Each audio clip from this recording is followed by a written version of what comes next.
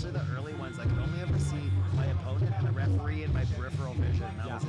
And almost everything else just disappears. We were talking about this earlier, how basically the ring, everything outside it becomes pitch black. Yeah. And I can only hear very specific voices. Yeah. For some reason, it was my opponent's corner. Yeah. Maybe because they were projected towards me, but you just pick out Yeah. selective things. It's amazing what your mind does. You look back at, this is basically a survival mechanism in humans where we're able to block out everything else so that we can survive the moment we're in. So to put yourself through that intentionally is, a difficult thing for people to do. But I really think that the dividends that putting yourself in a situation pays off are something that people are going to learn about themselves. It's going to stick with them for the rest of their life. And through other trials and tribulations, like I know I compare, I'm like, you fought in front of 500 people in your first fight. They're going into this job interview is not that hard. They're not going to knock you out if you don't do well. You just might not get the job, right? So I think for me, it really helped me growing up with a lot of anxiety, a lot of this stuff, and I really used the lessons from the ring in the rest of my life. That's really cool. Yeah, and that's why I think like this program specifically is so good, and it's something that I tell people who are considering doing it for the first time is like the transformation that I had mentally between before starting to box and getting to the end of training and actually stepping in the ring and doing it was like a complete transformation. And it, like you said, it just gave me confidence to do so many things, because I was like, I just chose to go fight someone, and not just do that, but like in front of an audience. Yeah.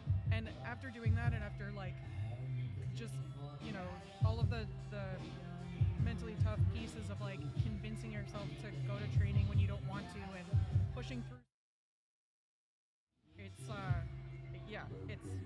it gives you confidence in every area of your life. It really does, and I think it's amazing too that it's a shared experience, especially with Aprons for Gloves. Sorry, with the Eastside Rumble. I will correct that. Eastside Rumble. We know that like the people that have fought each other over the years generally become pretty good friends, and it sounds a bit crazy, but what you've done is you've had a shared trial with people, and by going through that, especially when you're training with them, that they were doing the fucking push-ups too. Yeah. The fudging push-ups. Yeah, my favorite is last year you guys going back home and having a cake. There you go. Yeah. That's wonderful, and it's like I still, as a coach, I still see people I run into today that remember the exact moment and situation where they looked in my eyes and were like, "Coach, what do I do?" Or man, I just won by knockout, or whatever the exciting moment or the hard moment was that we had to share together. So it's pretty cool that it's really cool. Lasted a long time. Well, Bryan, and I'll bring this up a few times, but you were the first person I faced in the ring ever. During tryouts. I'd never actually thrown a punch at another person before.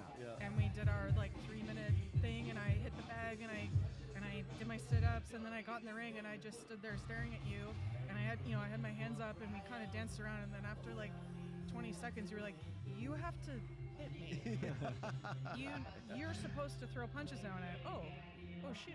It's amazing how hard a lesson that can be to learn even, It's like, and how many times did your parents say, hey, don't hit your brother or your sister? Or like, you know what I mean? Sorry to my brother, Michael Costa. Exactly. Or you're just out there throwing jabs and you know they're not random. It's a skill to learn to do that, to play the sport. I used to spar years ago at Main Street Boxing, which was one of the gyms I started out at. There was a pro there, Jimmy Worrell. He was 65 amateur fights. I could be in 7 or 8 pro fights already. And when I didn't throw punches, he'd be like, "You don't throw punches, I knock you out." Like, he wanted work. He wanted to challenge. I was no challenge for him, so he made me work. I think very soon.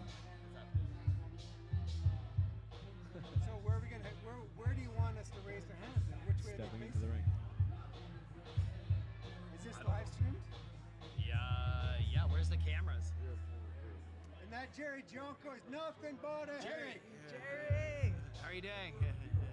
So this So I don't know if any of the AV teams listening in, we just had a question about which direction they would like the winners to raise their hands. So I'm not sure if anyone on the AV side is monitoring this, but that's a question that we've got over at the judging booth.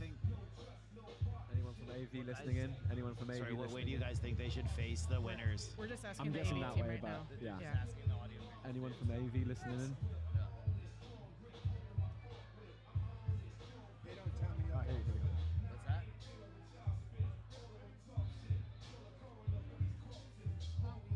Question for the ref. Referee? Oh, hey, we gotta raise hands. At the end of the round. We gotta face one direction or the other. Where are you gonna be?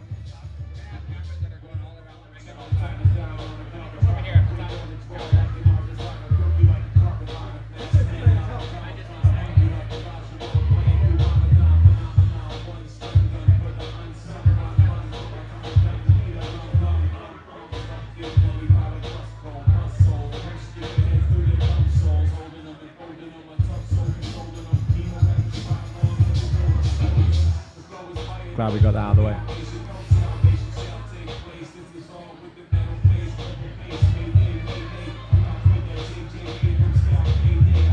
There is a camera on us, by the way. Yeah, from what I understood, that it won't cut to us, but maybe it will. I should have dressed up. Shit, sorry. Well, We're you're kind in of the, matching. Yeah, that's yeah, perfect. Actually, we're, works good. I'm, We're yeah, I'm sandwiching the, a professional. yeah, professional I'm the dress. mortadella in the Yeah. sandwich. How did this work out so well? I was gonna say make a joke about white bread, but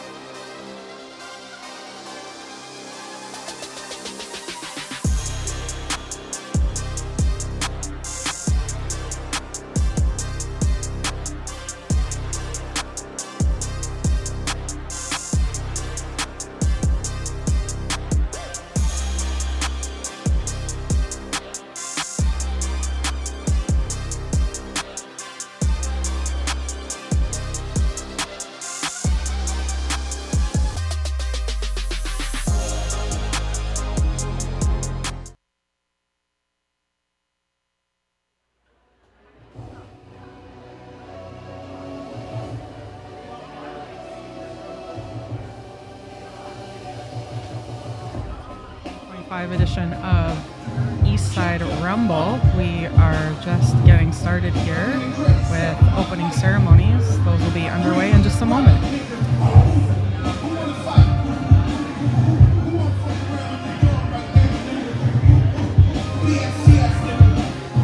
Why don't we go around and introduce the voices that you're going to be hearing on the live stream today? Hello. My name is Avi. I'm going to be the English accent on the commentating today. With me is Sarah Costa. I'm Girl Voice. Very excited to be here. And finally we have... Hi there, I'm Bryan, former coach and boxer in Neighbors for Gloves. It's now become the Eastside Rumble. We're really excited to be part of that, and thank you very much for having me here. Okay, it looks like we are blasting right off. walking straight into the ring is Jamal. Jamal is a previous fighter from last year. This is his second fight. He won his last fight. And this year he's going up against Oz, who is going to be his first fight this year. An electoral estimator by trade. He's got grit and heart to follow it. You know, it's interesting. Over the years, the second fight can make quite a big difference. Having that experience can be really important, and even just going through this process at least once, you know, the nerves and everything else can help the boxer out a lot. So, you know, I think in some ways that may give Jamal a little bit of a favor here, but you know, the other fighters could come on strong and are very mentally tough as well. For sure, and he walks into the ring. Oz has got the haggler. He's got the war hat. Paying tribute to the great Marvin Hagler. Marvelous Marvin Hagler. There he is. This is very exciting. This is our first fight of the day, so I know there's a lot of nerves in the room. Yeah. But everyone that you're going to see today has been Well, working good afternoon, boxing fans, as today we come to you live from Fraserview Hall here in Vancouver, British Columbia. And for the 13th year running, Eastside Boxing is proud to bring you a full day and a full night of pugilistic action, all in the name of charity. Fighters and refs are ready. Fans, I sure as hell hope you're ready, because it's time to start the 2025 Eastside Rumble! We got our ring boy Ian in there, doing his thing. Boxing BC's taking care of all our undercards today. The doctors ensuring the fighter's safety is Dr. Malcolm Rondo. Joining him, medical assistant Stephen Reed.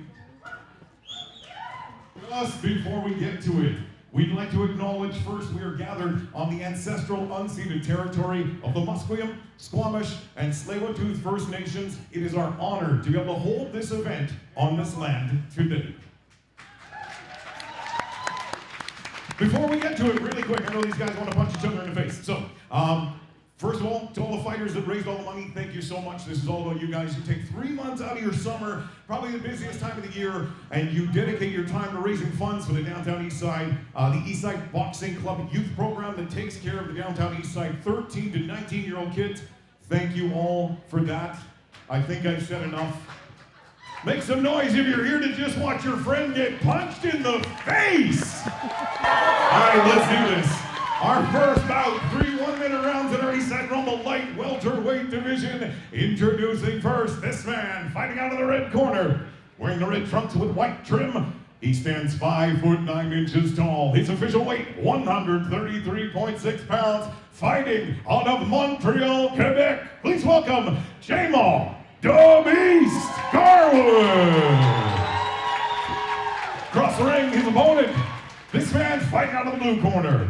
Wearing the blue trunks with white trim, he stands 5'10" tall. His official weight, 135 pounds even. Fighting out of the fine city here of Vancouver, BC. Please welcome Oz Jam-and-Dash Dean.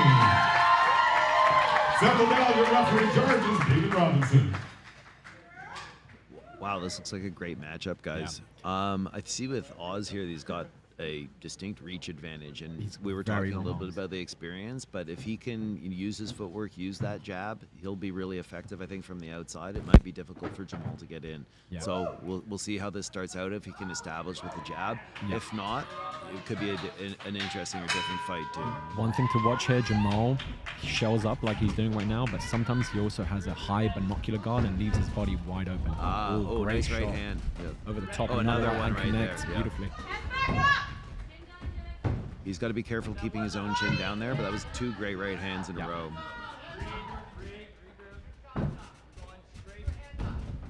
Oh, look at that Beautifully counter. timed. Great timing.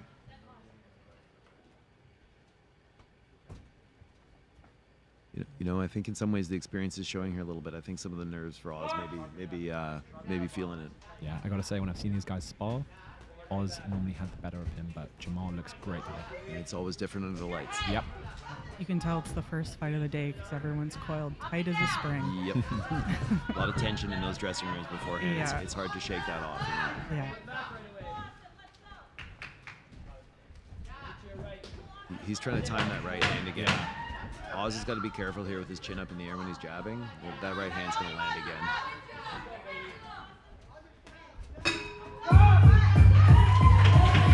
Great first round. Great first round. Definitely give that round to Jamal. I think he started to feel himself getting a little flavor at the end. Maybe showboating a little bit. Yeah, you know, I think those right hands give you confidence when a punch like that lands. Here we go. We can see on the Yeah. replay. Boom. That's building confidence right away. You know, it's like it's giving energy back to you when a shot like that lands. When you miss repeatedly, it takes energy away. So, you know, I think that the nerves caught up with Oz in that round. We got a lot of confidence for Jamal. We'll see if Oz can settle down and get that jab pumping and keeping his chin down this round. Yeah, we got Coach Rob in his corner, giving instructions right there. Coach Rob, seasoned fighter, over 100 amateur fights, knows what he's talking about. On the other side, we've got Coach Sarah, another great fighter. Yeah, both great voices in the corner. We'll see if the fighters can listen and be effective. It's easy to say, it's hard to do sometimes. Yeah. Osso's Here we ready go. to go. Ready to go.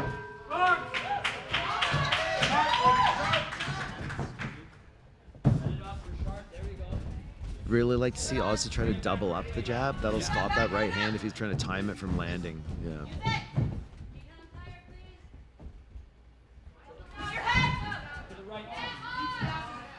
And just see Jamal just trying to time him, waiting for that too.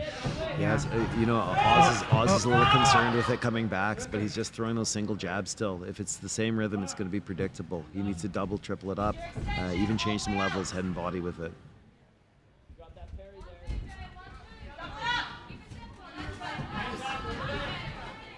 Oh, Okay. Hey, okay. there's the body okay. shot you were okay. talking about. Okay.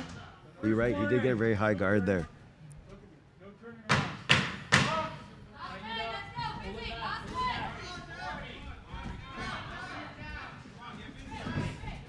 Oz has got to be careful with his hands. He's got that right hand down too. I think he might have just won that at the end. Just Very about. close. I mean, the spin maybe would have. Yeah, that shouldn't really deduct points, but in my opinion, it was a very close round again. Again, the first one was definitely won by Jamal. The second one was much closer to that. So he's getting back into the fight, and he's potentially got a third round here. If he can win that to maybe get the decision, but we'll see.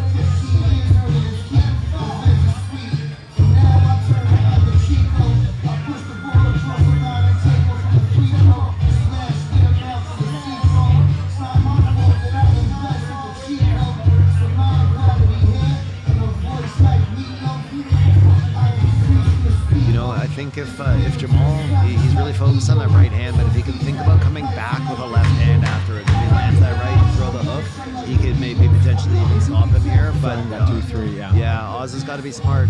He's got to keep moving, keep throwing that jab out, trying to change that pace on it, and drop his own right hand in sometimes too. Maybe step to the right as well.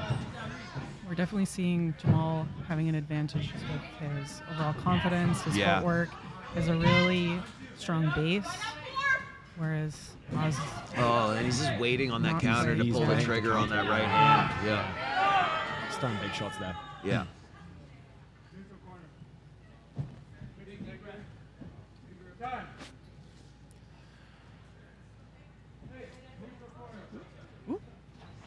little headgear adjustments going on here. I think so, yeah. Just a bit of equipment malfunction. Looks like we'll be back up in a moment. Brian, what would you give as advice to Fight M Blue? Oz? Yeah, on the final kind of round, like how you've seen it so far. What would you say? In my opinion, he's losing the fight to this point. He has to get busy. Realistically, kind of looking for a stoppage. You're gonna have to press forward. He's barely thrown his own right hand, so I'd get him to drop like a 1-1-1-2 in there, and to really try to start to commit to throwing the right. There it is. He goes. Yeah, he just missed it. Oh, he caught him with a shot there too. So, yeah. Well, there's the advice. Hopefully, he was listening. He's giving you standing 8 now. Yeah.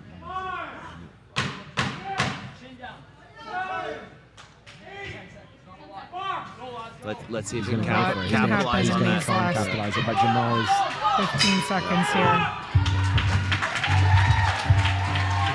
Jamal actually looks a little wobbly going back to the corner. I actually think that punch landed quite hard on him and hurt him a little bit, but it may have been too little too late, unfortunately. I think that Jamal did enough in the rest of the fight still to take it, but really, really great effort from Oz there to try to come back and do what he could.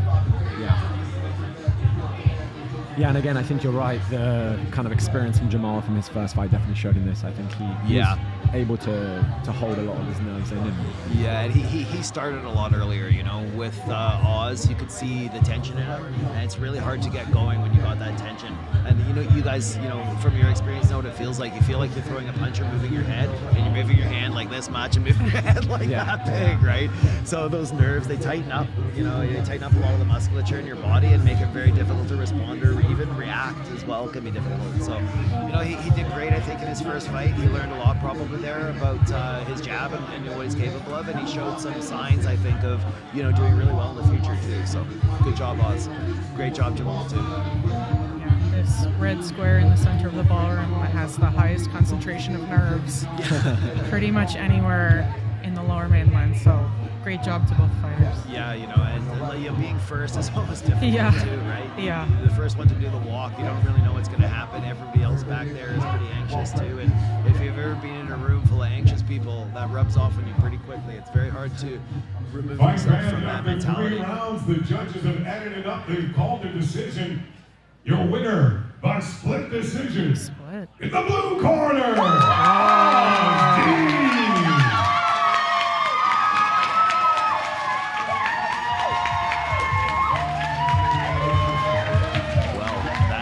A surprise. I really felt that Jamal did enough to win that fight, but here we are. It's up to the judges and how they see it. I thought that Oz did try to do what he could with the jab earlier, but close fight. Wow, split as well. Yeah, didn't see you going that way, but that's boxing. Yep, there you are. It's for me too. If I've lost a decision like that where I know I worked hard, I felt like I won the fight. There's no need to hang your head or anything. You went out there, you did your best, and just the judges didn't see it your way. Move on to the next fight. Yeah. Again, truly having the tenacity to wake up today and climb into the ring is should be commended by everyone. Willie Pep said they don't build stairs strong enough in a boxing ring to hold a coward. Yeah. Right? And, to me, that always stood out as being, anybody that gets in this ring has the guts to be able to do that and should be proud of even that as an accomplishment. Yeah. The result of the fight's really just icing on the cake. Yeah. Getting in there and facing your fear that's paramount. It's a really big and difficult thing for people to do. Not just that, they're also doing this with the idea of fundraising and helping the gym out and helping the youth program. So that's another huge kudos to all these fighters. They're not just getting in there, putting their face on the line and bodies on the line, but they're also raising money at the same time. For a great cause. When I talk about Eastside Boxing and the Eastside Rumble, it's a win-win-win situation. It's like, well, who's winning? You get a win from getting in shape and finding a sport that you love and building and being part of a community that can be really important to you. The audience gets a win from getting to come to a great event, and in return, the gym and the kids there who really need the help are the ones that I think win the biggest out of anybody. So there's a real opportunity here to help a lot of people, and I think that, you know, these people getting in the ring for, like you say, not just their own win. And I think that's maybe where people start. Oh, I want to challenge myself, or how can I do as a boxer? And I watched Mike Tyson when I was a kid or something, right? Yeah. But then they realize when they get to the gym that it's so much bigger than themselves. And to me, I think that's kind of the crux of the whole place, and what really can be the beautiful work that can be done. Yeah, agreed. It's also it's a beautifully choreographed dance. What we're seeing. We're not just seeing people throw loose violence. We're seeing them throw things that they've been crafting and working on for many days and many hours, and trying to be the best version of themselves. So you got to award that no matter what. Sugar Ray Robinson is usually regarded as the greatest pound-for-pound boxer in the history of the sport, and he danced on Broadway for 2 years in the middle of his boxing career. Take it from me, boxing is dancing. In the ring now, we have Caitlin Bells. Caitlin, this is her first fight. She started the Rumble this year, just in March. She started training. She loved the idea that it was a challenge, and thought the idea of sparring is wild. Then the more she did it, the more she fell in love with it. She mentioned that her biggest improvement was learning how to stay focused and not dwelling on getting hit too much. She's also said in her personal life it's helped her a lot just finding the sport. She's got great reach as well. But walking into the ring now is another Sarah, one of the many Sarahs we have tonight. She's very light on her feet. Her background is actually from Irish dancing, years of Irish dancing. So she has that footwork. I've heard, though, I haven't seen her spar much, but a lot of time from that Irish dancing, she steps back a little bit and leaves her feet a bit square. Eastside Rumble lightweight division. I don't know, I've watched some Irish dancing. I would think that would make you have great footwork. Fighting out of the red I don't know about corner. poor footwork, Wearing but the we'll see red what she's trunks with got. black Yeah, and she silver could trim. really She stands surprise us 5 tonight. foot Yeah. 9 I mean, inches Caitlin's tall. got On the scale, 5 inches of reach in her, so this could be 132.9 pounds her official weight. Fighting out of really Langley, interesting matchup here BC. to Welcome, see. Caitlin Katie B. Bells. Both of these fighters, I believe this is their Across first the year, ring, and opponent that they've just fighting started out of the blue with corner, Eastside Rumble. wearing the blue trunks with And I white can't stress trim. enough She stands 5 the foot amount 4 of inches transformation tall. that is able to happen in the 3 months of Eastside is incredible. So again, kudos to both of these fighters for taking the plunge. This being their first fight. Your referee in charge is David Robinson. Like you were saying, Sarah, most amateur boxers, you know, train for a year to 2 years to prepare themselves for their first fight. You know, for people to do this in this compressed format with 3 months is always amazing. I'm amazed at how good they look once they get in the ring and how hard they've worked to achieve that. Yeah. You can feel the nerves in the ring. Yeah, I'm nervous. And I'm sitting back here wearing sandals. Yeah, red looks quite tight there, Caitlin. She's got to be a little bit looser, get those hands going. A little worried about Caitlin's chin coming up as she attacks there. Nice counter left. And she's a southpaw too, which makes her a little trickier. That angles where those shots are coming from. I'll say I went to the gym last month to watch the event where we match everyone up and give everyone their first taste of sparring in the ring. Yeah. And I can already say I've seen a huge improvement in Sarah in the last month. So I'm very pleased to see that. She's It's really interesting. You know, we used to see people the first, week or 3 weeks or something have a really hard time sometimes, and then they'd really put the work in or the time in over the last month and a half and become really different boxers than they started out as. It's really amazing to see, Yeah, I'm not going to be dramatic and say it's like I'm watching a different person, but I'm very, very pleased with the progress over the last month. It's awesome, yeah. I really feel like, I think Caitlin won that. I'm a little worried about how she attacks with her chin up, but she definitely landed more punches there, I think, and was pretty effective from that southpaw stance, too. She also seemed like Caitlin dictated the center of the ring a little bit. She was kind of fighting in outwards, but the direction, I couldn't tell. It was definitely a fight from a southpaw to the stance of the outside foot, and from what I could see, Caitlin definitely had that control. Her foot was normally on the outside. She appeared to be controlling that. Yeah, you know, that's the conventional knowledge on fighting as a southpaw, is making sure you're getting positioning to line up your straight left and not letting them get position to line up their straight right / hook. If I was in Sarah's corner right now, you know, the way Caitlin's chin is coming up a little bit, she's comfortable going forward but looked a little nervous on the way in. I would actually get Sarah to pressure her, try to walk her down a bit and try to land some bigger punches over the top here. There's an opportunity for her to, I think, potentially steal this round, maybe the rest of the fight if she can do that. She's got to go forward though, for sure.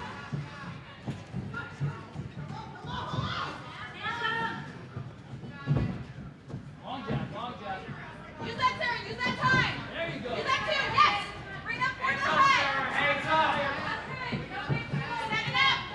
Double jump. She's got to be careful there, Sarah. She's looking at the ground a bit. You're looking at the ground, you're not seeing what's going on in front of you, right? You got to be stay focused on the danger that's in front of you.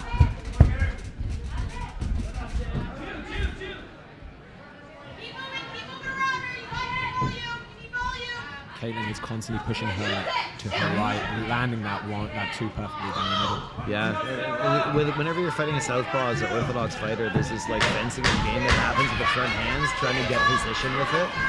And it feels like Caitlin's winning that position, the hand battle position, coming over the top, and then able to land her straight off of that hand battle.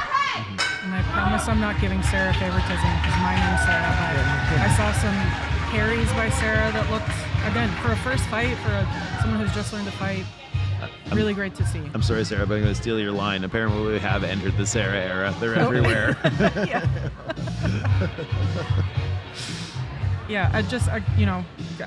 Watching female fighters, I'm always just so impressed. This is, I don't want to say anything that's like a stereotype, but it's just something where we, especially when we're a bit younger, maybe not necessarily encouraged to go into a combat sport. So to see, I've always found that at Eastside, there's always been a huge diversity of fighters.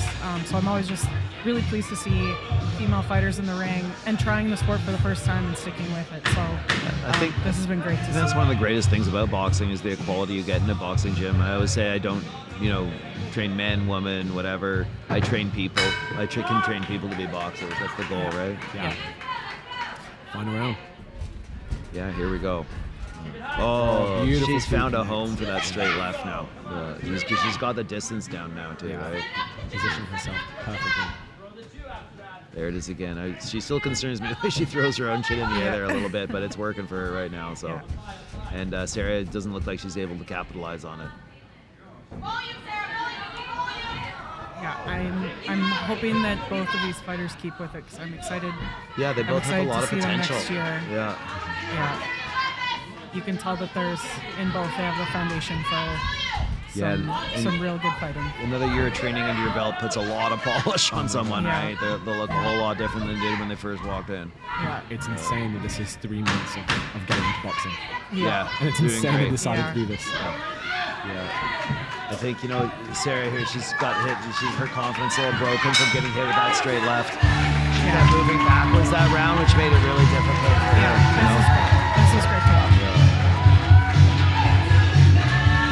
I love to see the camaraderie at the end of the fight too. They obviously really respect each other after that. It's hard to go through this when you've gone through this trial with somebody. You know what they've been through, and there's a lot of respect that gets built in the ring. Yeah, and it's definitely a unique experience competing in this way, where you fight. Your opponent is from the same gym and from the same training program. Very unique. It's not really typical when you're fighting people, in the greater boxing community, and you become friends. Usually with someone that you end up fighting because you end up training together because you have a similar weight class or physicality, and then at a certain point you have to look across the ring and go, okay, we're fighting now. Pause, friendship on pause.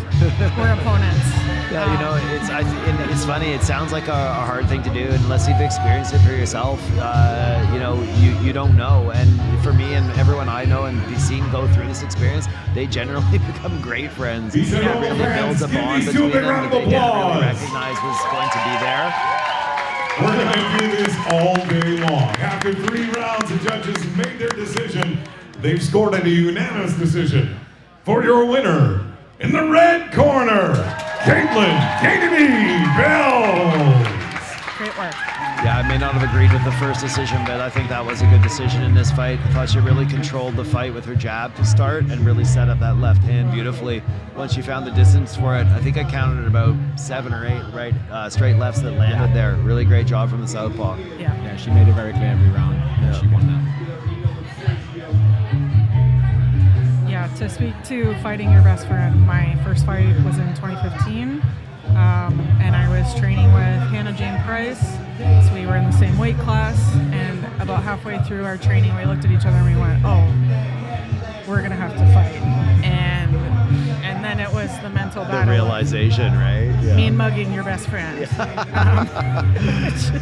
It's funny, you know, I've fought a couple of friends over the years too, and you know, people that I loved and respected, and I still love and respect them. I had one of them that I actually fought at the very first Aprons for Gloves, Mark.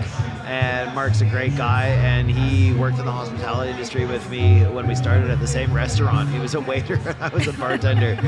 And he wrote me years later saying that experience had changed his life. He actually got into a career in physical therapy and really got back to his roots in fitness. He'd been a Taekwondo champion and competed in other sports as a younger gentleman. And, you know, it was amazing to have him write me and say how that moment had changed his life. I know what it did for me too. I had a love for boxing from when I was quite young. I started when I was 18, but I had such a great experience with him and really enjoyed the moment we shared together. I still, you know, fondly look at pictures of it, remember that time and what everybody went through in that first year when there was a huge question mark and a huge unknown about this thing, and amazed at the success that it had and how it turned out.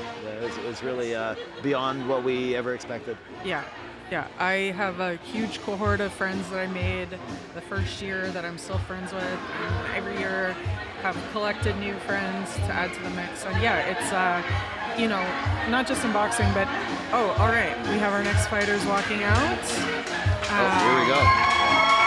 Wow, they are ready to go. We are ready to rock. As Shania said, let's go, girls. Love it. So I believe we're seeing Esri Baum in the red corner. This is, again... Baum's a good name for boxing. Yes. See what that right hand's like. Her first year of boxing. She boxed for the first time at her Rumble tryouts, which again is so incredible. I just want to say, boxing is a very technical sport. There's a lot to learn. You move your body in a lot of ways that are atypical to other sports. You get pounded in the head. Hopefully not too much. Not too much, but yeah. So again, anyone who this is their, you know, they've come to boxing just 3 months ago. Again, I just want to shout it out because it's such a, you know, such a feat, such an accomplishment. Really is. I agree with you. You know, it's for anybody that walks up those stairs, it's going to be a learning experience, and they're going to get a lot out of it.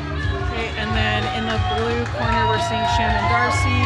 As we can see just from Shannon walking in, she's definitely got a reach advantage. So we're just taking a look with the judges now. Right. It looks like for Esri that she's got a favorite combination, throwing a double jab right hand. If she can use that here, that can be a real effective combo. So we'll see if she can do some of the things she's done in sparring and see what she can accomplish there too. Double jab right. It's a moneymaker.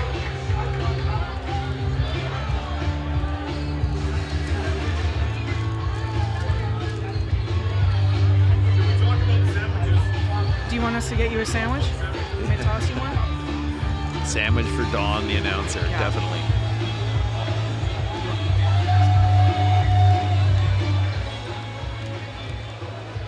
Two more fighters ready to punch each other in the face. I hope you're having fun today. I'm not sure they're going to, but we're going to find out in a second.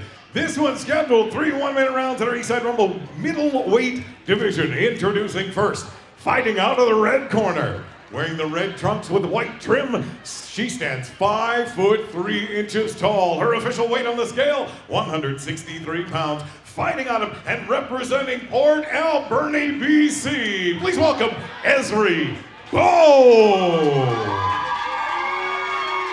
Across the ring, her opponent Proud of fighting her out of the blue Esri corner, Bone. wearing the black trunks with white trim. She stands 5 foot 10 inches tall. Her official weight on the scale, 156.6 pounds. Fighting out of and representing the beautiful city of Vancouver, BC, please welcome Shannon Darcy. Big high difference here. This will be interesting to At the watch. sound of the bell, this man in charge is Clark McClellan. I've spoken to both opponents. Esri mentioned that she believes, even though her opponent is taller, she has the confidence that her speed will be her advantage. Excited to watch. Wow, look at the size difference. The size difference, depending on the fighter, can be a lot to overcome. Yeah. Especially the reach. But again, and we can get in, get some body shots. Learning to fight, unfortunately, is a bit harder than fighting from the outside. So I Yeah. find, often in people's beginning fights, that reach advantage can really, dictate the pace of the fight. It can be difficult.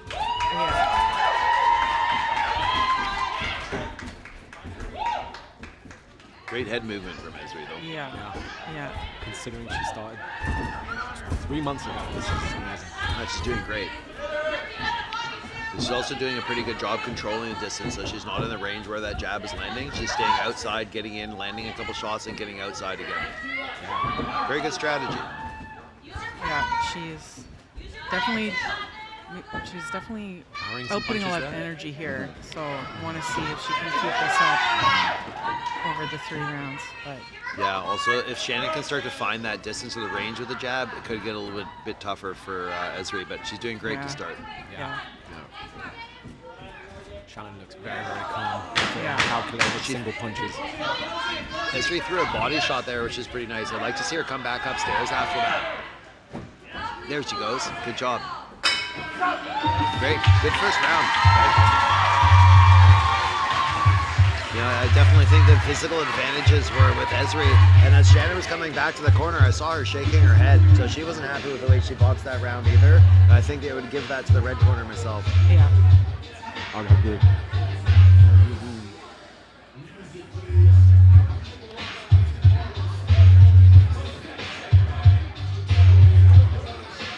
Shannon's got to get that jab going, especially in these early fights that are 1 minute rounds. You don't have time. Yeah, you gotta- If you're planning on some grand strategy, it ain't gonna happen. You need to get busy now. You know what I mean? There's no time like the present. I was like to say, it's a gift, and this is it. You gotta Yeah. go, right? Esri looks pretty happy with herself in the corner. She feels Yeah, she looks pretty refreshed. Yeah, I think considering her she output. feels like she won that round. I think she Yeah. did. She should feel like that if she can continue this strategy and stop Shannon from finding range. I think she can win this fight.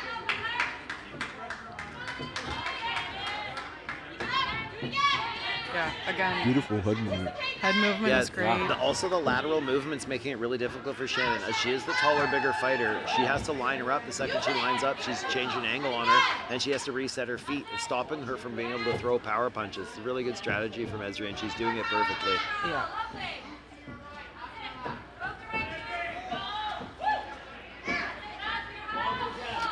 You're right, though. I think, Sarah, that you were commenting that she's got a high level of energy, and you can see if she can keep it up. I see her slowing down a little bit right now. And this is about halfway through the fight now, so she's got to be careful. Good. Oh, there But she again, goes. jab Nice on right back with the hand. two. Beautiful. Yep. I'm very Yeah. pleased with what I see.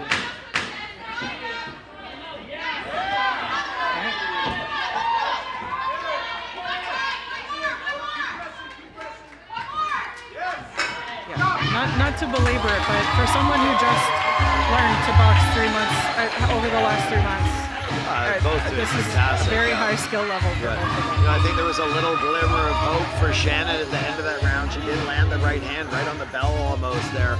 But again, Esri, she's up 2 rounds now, and it's going to have to do a lot in this last round to win it. Stop her or, get some sort of a stoppage with TKO or something. So very real difficult.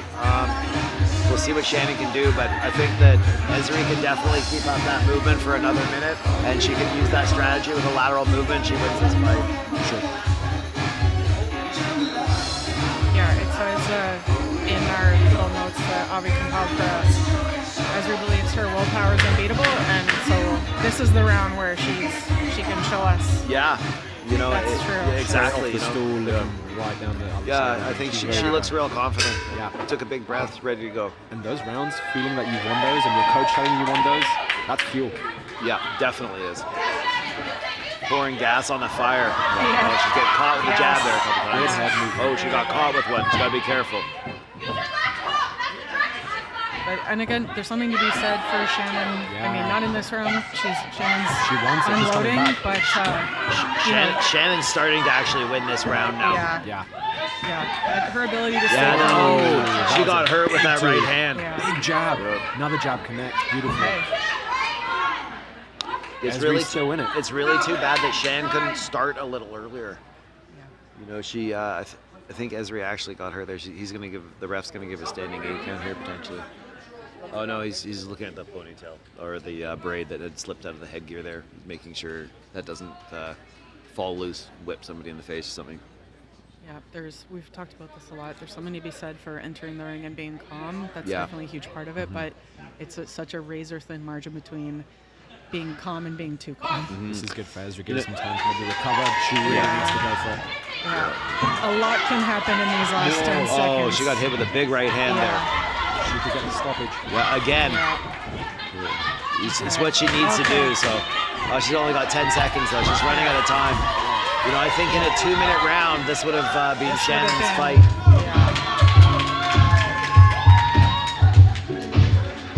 Where's the bell? Oh, the bell. Oh, Shannon showed a lot of heart, I think, in that last round, trying to, change the outcome. But it is a pretty big hill to climb already at that point. It's going to be a really tough decision. I think I would give Shannon that last round for sure, and Esri the first two. So, you might be looking at a split depending on how the other judges saw this too. I think it's some of the best work in the fight was that last round. Yeah. But I do feel like Esri did enough to win the first two. I feel like too. Yeah.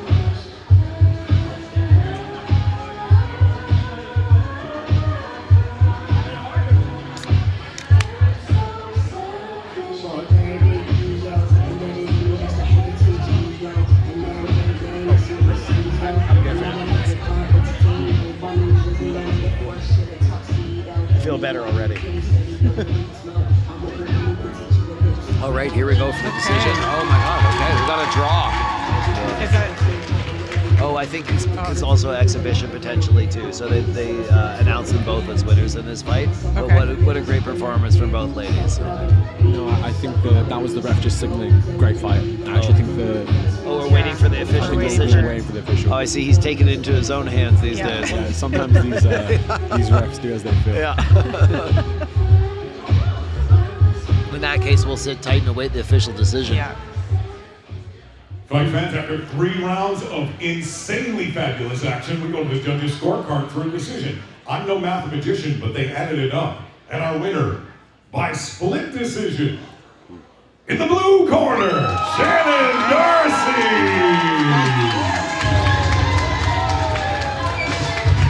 See Excellent the work. surprise and transfer. Yeah.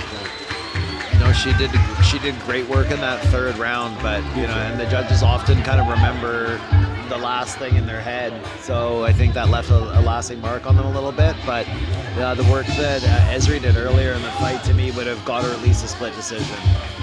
Officially, the judges should be scoring it round by round. It shouldn't be, right? Exactly. But things happen Yeah. sometimes. And Yeah, you see something in the last round there from her, but I really, unless you gave her, Shannon, that second round, I don't really think she could have won the fight otherwise. But she, great performance from both of them, and good on Shannon for really stepping it up in that third too. So really great job. Yeah, again, if this is what we're seeing from both of these fighters in the first 3 months of their boxing experience, I'm very excited for what comes next. they can go real far. It's boxing's a journey, right? Like, I've been boxing since I was pretty young and 18 years old, and for me it was there was times I didn't even box, and there was times when it was like all consuming to me. And so it's, you know, it takes time, and it takes a lot longer for people to understand all the skills and the mental preparation and all of the effort that needs to go into the sport to become proficient at boxing, let alone good at it, where you can control this environment and control this situation. You know, that happens at the highest levels, but it takes people years to get there.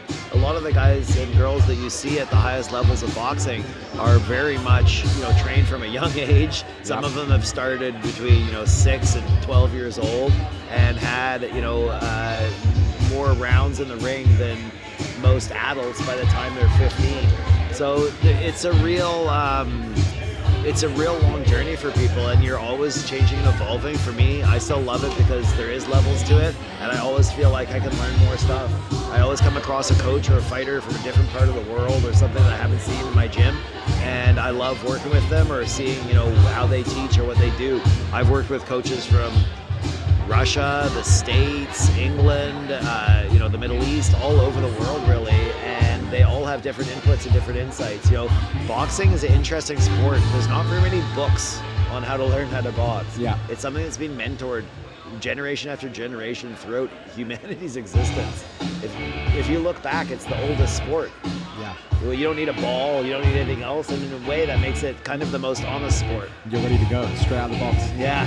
Would you say you have a fight style that you mentioned Russian American, but do you have a certain type of boxing school or boxing style that you gravitate towards, and why is that? You know, I mean, I was raised and boxed in the Canadian amateur system. So for me, you know, there's a winning style that's associated with national level competition, and it's that's what I learned. That's what I teach mostly. But I definitely add wrinkles from other coaches from other parts of the world as much as I can. You know? So, oh, here we are with the fighters coming to the ring. In comes Glenn. So, a couple of things to note here that I've heard from other coaches. They say that they think Glenn appears to have more experience than he actually does. Just kind of showing how much he's come and how much he's improved in the 3 months. I think this is his first fight. This is the first time he's got into boxing, and he's very, very good. Things to watch out for. He's defensive. Apparently, he's got strong defense. But he sometimes can over-rotate his jab, leaving his body kind of open to counter, especially that 2 down the middle. You know, strong defense can make a big difference. You know, a lot of people are kind of rushing in and only thinking offense in this. If you can make someone miss and can counterpunch them or make them pay, that can really change the sway or the course of the fight too. Coming into the ring now is Oguz, hometown of Istanbul, Turkey. He's been boxing for the last year or so, but kind of only started sparring in the beginning of this tournament. He told me that he's really nervous about this, but over time and over the sparring, he's built his confidence here. But he said sometimes in sparring he can get a little bit overwhelmed, which I guess everybody does. One thing to watch out for, he can often switch his stance between a southpaw and an orthodox, and he does this not intentionally. Now, if Glenn can use that to his advantage and connect that 2 down the middle, this could be quite dangerous. Yeah, that can be really tough, especially, you know, people just think, oh, I can change stance. I can stand in a left stance, you know, a southpaw stance versus an orthodox stance or right-handed stance. But it's not just changing stances, it's changing strategies. So you actually do different things against a fighter in a different stance. So if you're not sure of what you're doing while you're changing, that can be confusing to yourself rather than to your opponent. So that can be real difficult first, for him. this man fighting out of the red corner. Wearing the red trunks with white trim, he stands 5 foot 5 inches tall on the scale. His official weight, 137 pounds even. Fighting out of and representing East Vancouver, BC. He is the oldest competitor in today's competition at 63 years young. The OG Kid, Glenn Walla! You know, they just mentioned that Glenn is 63. That's great on him for getting in there and trying to, you know, make an opportunity for himself. At that age, you know, you got to be in really good shape and work really hard to get, you know, it's twice as hard as some of these kids have to work. So, I believe in the amateur amateur BC boxing works as masters, you have to be over 40. Is that right? So the category is over the age of 40. So Yeah, so then you can only fight people over the age of 40 at that point. Unfortunately, I fall into that category now too. Right. I too have aged into the what are we called? Masters. I think it's Masters. masters. Yeah. Okay, I accept. That's There's the elites- politically elites is- accepted yeah. term. Yeah. Yeah, I'm very interested to watch this again. I watched Glenn fight about a month ago, and I'm surprised to see that he's new to boxing. He Just looks simply, very relaxed coming to the center of the ring. His Yeah. stance, He's got that old. and his footwork So- lead me to believe he's done this for a little while. I would say so too. Another thing he's doing nicely, which we saw in a couple of earlier fights, wasn't there, is the chin down. Yeah, Instead of getting hit in the chin, which can be a button to get knocked out, or getting hit in the nose where your eyes water, your nose bleeds, you're taking shots off the top of your head, which is, well, thicker on some people than others, but usually about a 2-inch thick bone. yeah. Much nicer place to take the shots off of rather than that face. So he's doing a good job as a southpaw as well too. He's establishing his jab early on, but he's got to be careful here. Yeah, we're seeing Looking away. some of I that. think there. that Oga is a little bit more aggressive. The youth is showing a bit, and he's able to throw quite a lot of punches. So, Glenn's got to be careful. I think he kind of tried to come out and box, whereas Ogas has come out and tried to fight. And there's an old adage in boxing: if a guy's trying to outbox you, fight him. If he's trying to outfight you, box him Yeah. or outfox him. Not sure what's going on with the bell here, but Yeah, we seem to be missing the bell. We've got to get that organized. Yeah. I gotta say this is one of my favorite refs in BC boxing. I always feel like he's extremely experienced and very makes the right calls. I think Derek Hoyt's one of the better refs in BC boxing as well. He had a great amateur experience as well. He had 176 fights. Wow. He was on Team Canada, and I think he quit his boxing career when he was 19. So imagine having the number of fights he did at that age. And he fought at the national level. He fought internationally as well, and has really, really great experience. He's always a great person to talk to about boxing as well. If you've ever had a conversation with Derek, you usually finish the conversation with a bruised sternum and bruises down either arm, because he's demonstrated so many different boxing techniques to you in a 10-minute time span. But he's a great guy and is a very good referee.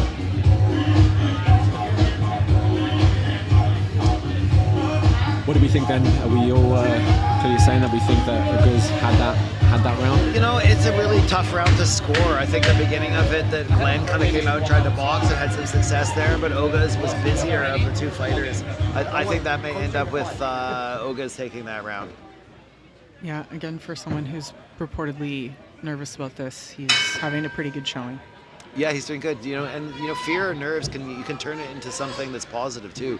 A lot of the time, fear can freeze you up, but can also make you get busy, throw punches, and try to win the fight. So it depends on what you turn it into. I always say to my fighters, it's fine to be scared. It's fine to have fear. Okay. But where you turn that fear into is how you're going to fight. We've just seen Glenn turn around there, so he's going to get warned for turning his back. Oh, he's giving an 8 count. No, he's actually giving a standing 8 count there. No. So, right now it looks like Oga's youth is really showing up here. It's difficult, Glenn's put himself in a tough situation. I think he's boxing real well, but it's not easy.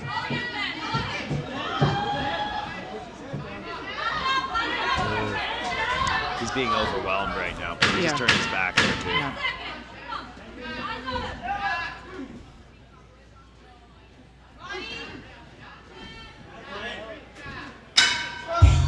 Well, I think that was another round for Ogas. He's definitely the busier of the two fighters. I always say to my guys, energy wins fights. If you're not busy enough in there, you're not doing enough. If you're trying to be, too cute and try to outbox someone, sometimes you're losing those rounds. And in a 3-round fight, you can't give rounds away. Yeah, 3 1-minute. Yeah, exactly. Somehow, scientifically, I don't know how this is possible, but both the longest and shortest 3 minutes that you'll ever pass at the same time. You're exactly right. It's amazing. Time slows down, and it's like you're like, how is this still going on right now? Yeah. I gotta say, huge props to Oga's. Last time I saw him sparring, I mean, he's come a long, long way in the last, I would say, 2-3 weeks. He's really controlled his body, and he really knows what he's doing now. He's throwing beautifully. Yeah, I thought it was good pressure from him, and it was really difficult for Glenn to deal with just the volume of punches coming at him. And Glenn's got to sit down on something here to stop Aguz from coming forward. Sit down on a straight left, and get him to slow down a little. It doesn't look like he can. Yeah. But again, I mean, he's still standing. Yo, he's in there, and he's doing it. I don't know too many 63-year-olds, let's say any, that would get in the ring and be in a situation like this. So he's doing great. Yeah. And he's still trying to set up off the jab and doing some good work.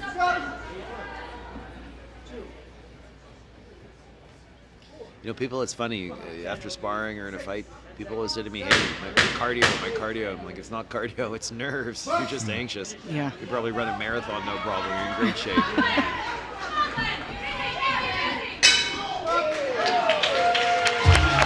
Again, nice work by both fighters. Beautiful to see it.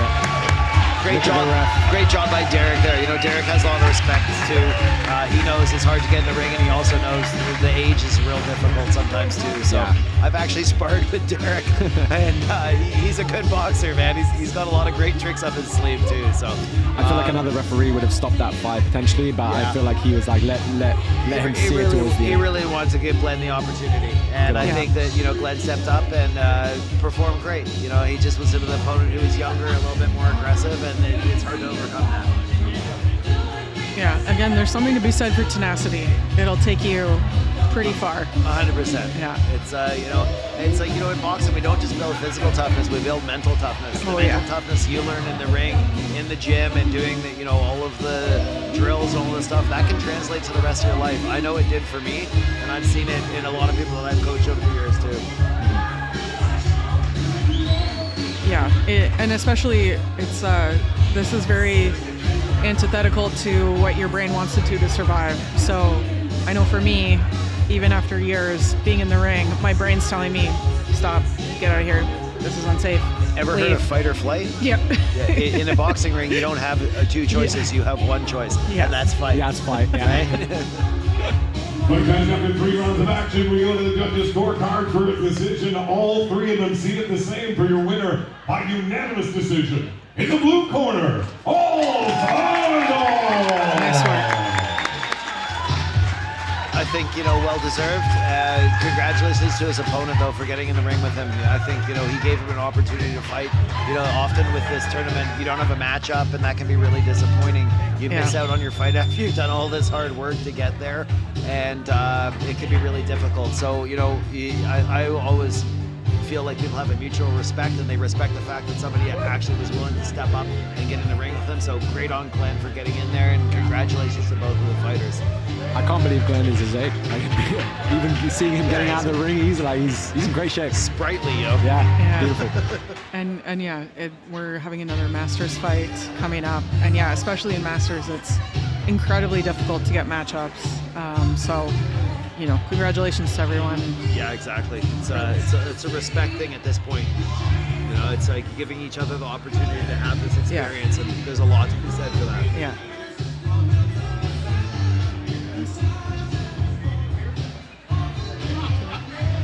I'm gonna throw you one. Sandwich. Okay.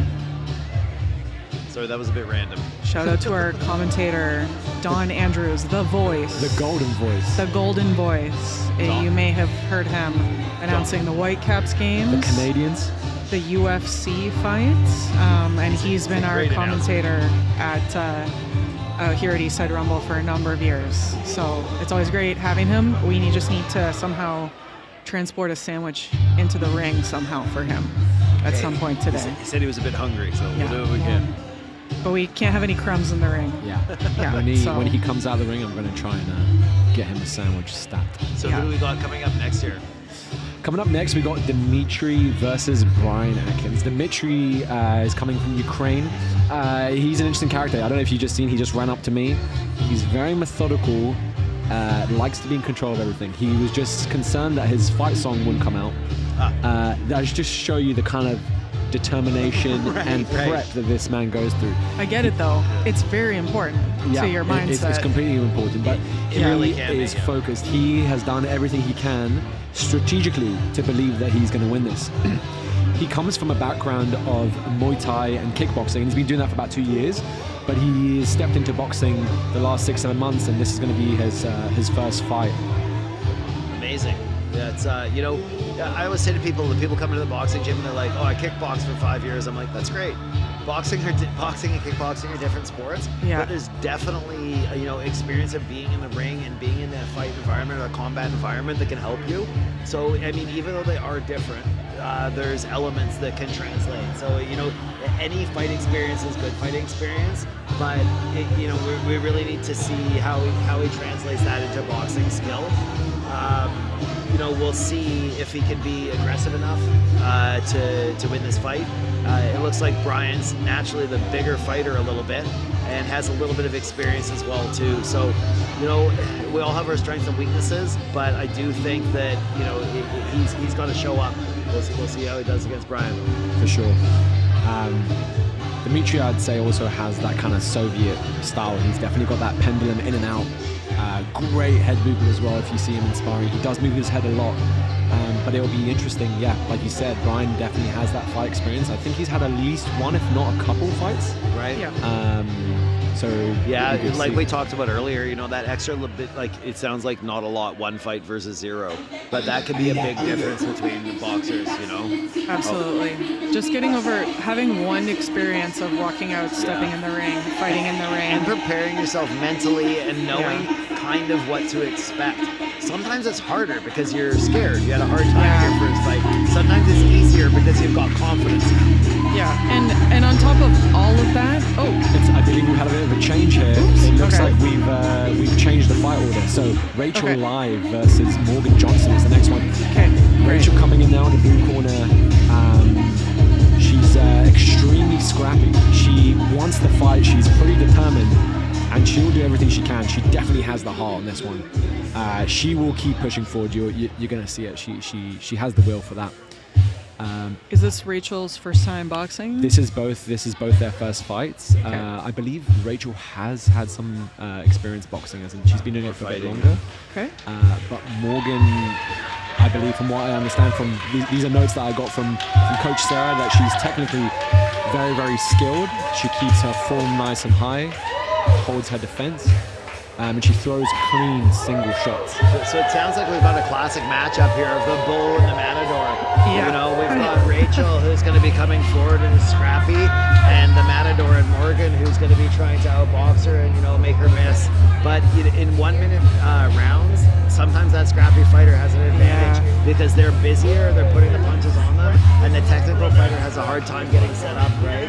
Exactly. So, to not seeing either of these ladies box before, but I do think that that scrappiness from Rachel and her coming forward may put a lot of pressure on Morgan. We'll have to see when the bell goes, but Yeah, it can be very disorienting when you have someone who's moving very quickly, changing directions.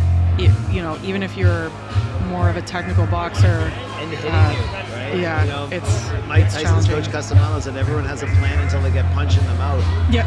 And it's like, you may want to go in there and do this, and this. And someone socks you one, and the strategy goes out the window, and now you're in a fight. What do you do? Truly, yeah. And Bryan, like you said, if someone's fighting you, you box them. And if someone's boxing you, you fight them. Is that right? Exactly, right? Yes, So, that's what we're gonna see. if Rachel's coming forward and trying to fight her, Morgan's going to have to box real well to keep her off her. If she's brought that fight to her, Morgan might just get into a fight with her and have to scrap it out. We'll see. What's going on here? Move around and let them fly. When you hear that last 10 seconds, Maybe making sure everyone's piercings are Taped up. taped up properly. Make sure everyone's safe. Safety first.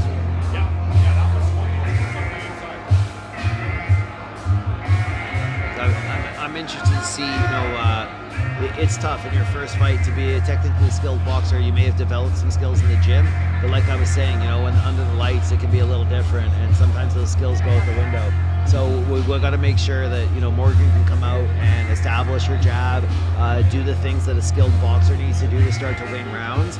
I hope she doesn't get pulled into the brawl too easily. I always say to my boxers, you got to fight your fight. You know, we don't want to be a shark in the ocean, or sorry, a tiger in the ocean or a shark on the land. Yeah. Right? If you're gonna be a shark, you got to better bring them to the ocean, or if you're gonna be a tiger, you better bring them to the land. Don't fight on their battlefield, fight on yours. I also believe that this might give Morgan a slight upper hand here. You know, this is pretty stressful going into the ring, having a referee telling you something is not wrong, taking time, buying time in the You're ring. 100% right. Over the years, I hope this doesn't happen this evening. You know, people forget their groin protector or something like that, and they get in the ring and they have to go back to the dressing room to get it on. They generally lose the fight. They've been embarrassed when they go in the ring before they've ever done anything. So, you know, you want to make sure that you're mentally prepared, and that can really, you know, disrupt your mental preparation, something like that, where you're like, oh, I forgot something, or you feel silly or stupid or embarrassed, right?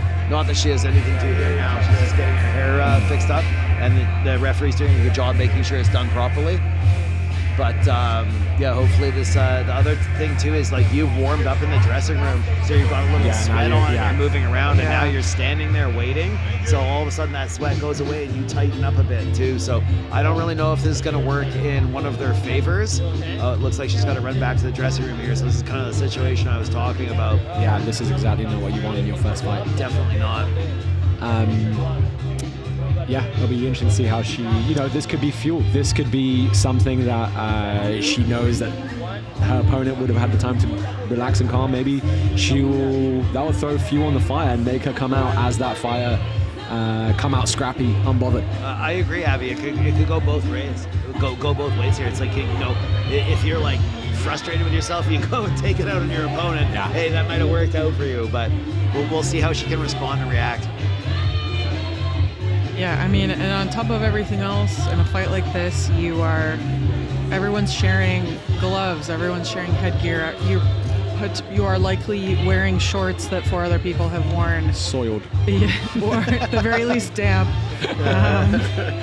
So yeah, again, you know, I keep reiterating this because I've done it a few times. They're just like, there are so many mental obstacles that are above and beyond just the feat of fighting another person. So it's Sarah, I think you're 100% right. You know, it's like the fighting almost becomes the easiest part. I've seen people fall going up the stairs, not make it through the ropes before a fight. Like, you know, real life happens, right? It's the reality of the sport, and it's like you have to do everything to have your preparation as in order and as immaculate as possible. And for my fighters, like, I don't like them having to think about it. Like, I want to be taking care of them so that when they get in the ring, they can do the job they have to do. Make a friend, get a drink, talk to your friends. Maybe 15, 20 seconds? We don't know. It could be 5 minutes, but we appreciate your patience.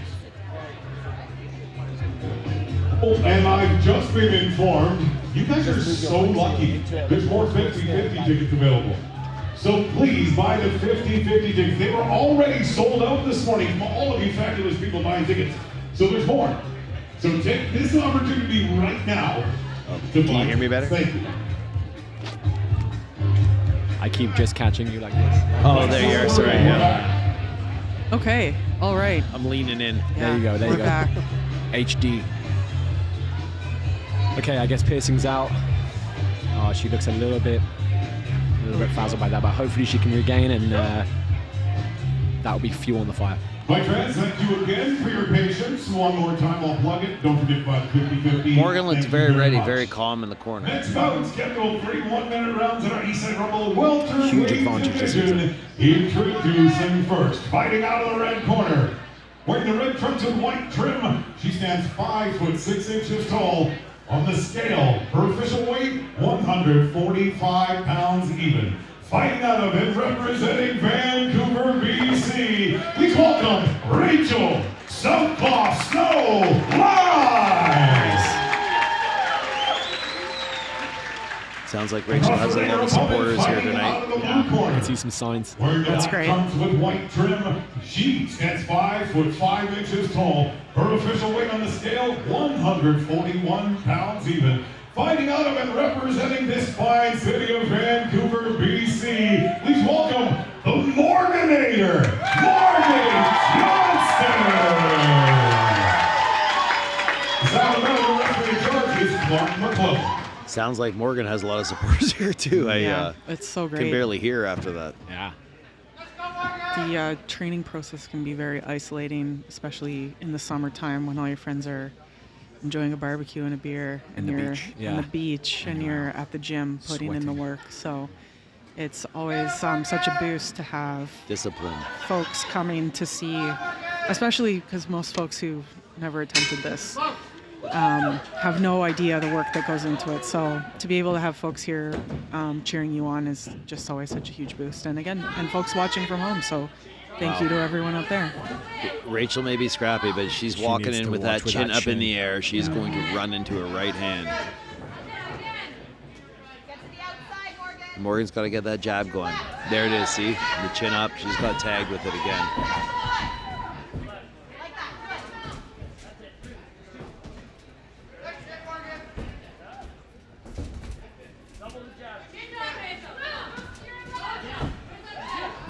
Wow, Rachel's chin's real concerning here. It's gone up almost every time Yeah. she's attacked. Yeah, there it is again. Morgan just connects that too. I think that if Morgan can double up her jab and throw the two behind it, she will connect it for sure. Because Rachel will put her chin up on the jabs. There we are, right there. Right there it is.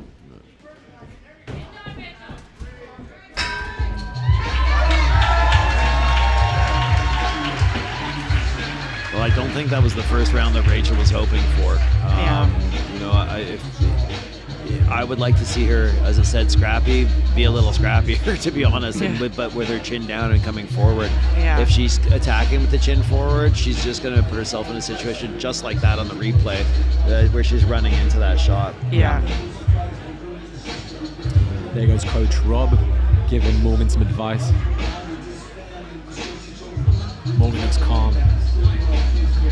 I feel for Rachel in this one. I feel like she had to deal with a big mental kind of stress before this fight. I hope she can find We just time got to a little recover. smile from her in the corner, but she definitely, I think, knows she lost that round and that she's got to do more. I'm pretty sure that's what Coach Sarah just impressed upon her. Yeah. But I'm seeing an intensity on her face that gives Yeah. me some hope. So it's not Keep over that yet, chin folks. down and focus. Yeah, let's go, Rachel.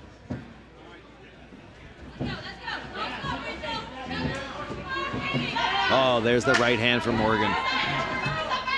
She falls to the left hook. I think we might see an early stoppage here.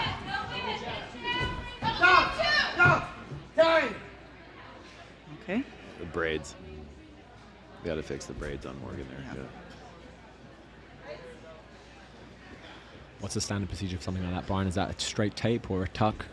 It really depends on the hairstyle of the person you're working with. So I like to take care of that hopefully before, because this is often an issue if it's coming out.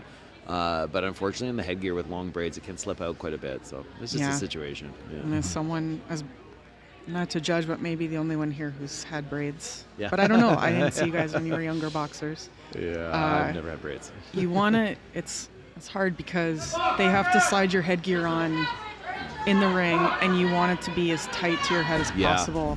It's true. So, Here it's, comes Rachel, though. yeah. She's scrappy. Looks like the ref is about to get a shot. Yeah. Yeah, there's lots of room to grow for both of them in terms of technique, but at the same time, both of them have a real tenacity. Neither one is backing down on each other, so that's great to see. Yeah, they're both here to fight, which is great, but Yeah. it's been tough. Oh, man, that right hand from Morgan's winning the fight right now. Yeah. Oh, that jab as well. You saw Rachel yeah. carry on now after the bell. She wants Yeah, it. she is scrappy, but scrappy doesn't always get it done. We gotta be scrappy in the right way. And we talk a lot about in boxing about effective aggression, not just aggression. Aggression can get you in trouble. Effective aggression, walking your opponent down with your chin down and setting up your punches, that can get the job done. So she's she's doing her best, but it's a bit of a tough situation I think for Rachel right now. She's digging herself out of a hole in this round.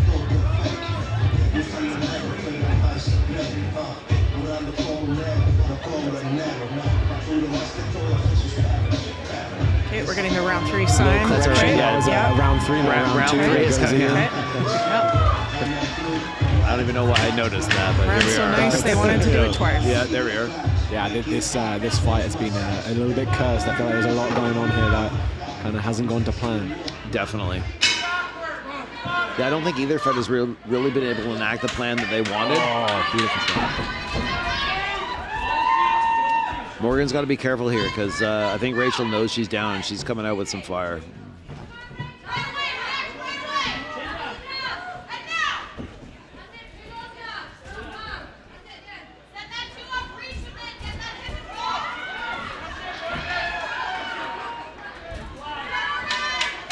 I feel like Rachel's beginning to maybe overwhelm Morgan a little bit here. A little bit. But they both want it. They're They not really both- winning the exchanges, though. They're kind of even exchanges where they're both throwing something and nobody's really landing anything. So I don't really know if Rachel's taking it from those. She is aggressive and scrappy, but, Morgan's still showing some ring generalship as well, too. Yeah, definitely walking her backwards. Yeah. Okay. Good Last 10 jab there seconds from here. Morgan. Yep. Wow. It's a great effort from Rachel, but I don't feel like she did enough to win that fight, really. I think that Morgan was able to establish a jab, and even though she was challenged and Rachel tried to suck her into a bit of a scrap, she didn't fall for it. She stuck to her game plan and used her straight punches pretty effectively. Yeah, I totally agree. I wouldn't be surprised if this was a split decision, though, because it's kind of like one of those things, you like what you like. Some Yeah, judges that's fair might see enough. that as pure aggression. Yeah. You don't always see that a lot of these punches connect on gloves, connect on forearms. Yeah. And they might score that differently. Yeah, it's true.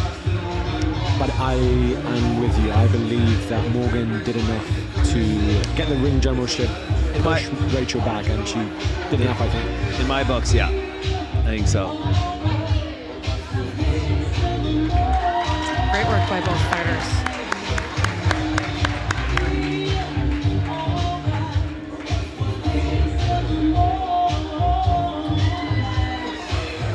And we've got the refs grooving in the ring. Okay, the vibes are high. Love this. This is great. This is a very tense time, so, happy to see them with smiles on their faces. Eastside Rumble fans, give these two a big round of applause. Great work. After 3 rounds, we go back to the judges' scorecard for a decision. The judges score this one a split decision. Okay. Oh yes, trauma. For your winner, in the red corner, Rachel Southpaw Snowline. Wow, that's once again a bit of an interesting decision for me. I didn't feel like Rachel put it together, but she apparently did enough in the judges' eyes to win that fight. So good on her. Yeah, again, this is boxing. This is why it's such an interesting sport, because it's very subjective, and you like what you like, you score what you score. Yeah, it's it can be really tricky. A lot of the time, judges can be affected by the roar of the crowd. They can be affected by all sorts of different influences from the outside. They're supposed to stay as biased as possible, but it can be really difficult to not get swayed when you're in the room with the feeling, the vibe from everybody, and the sway of the crowd even can affect you too. So it's a tough job, right? Pretty thankless. You get it right, nobody says anything. You get it wrong, everyone hates you. Yeah, totally.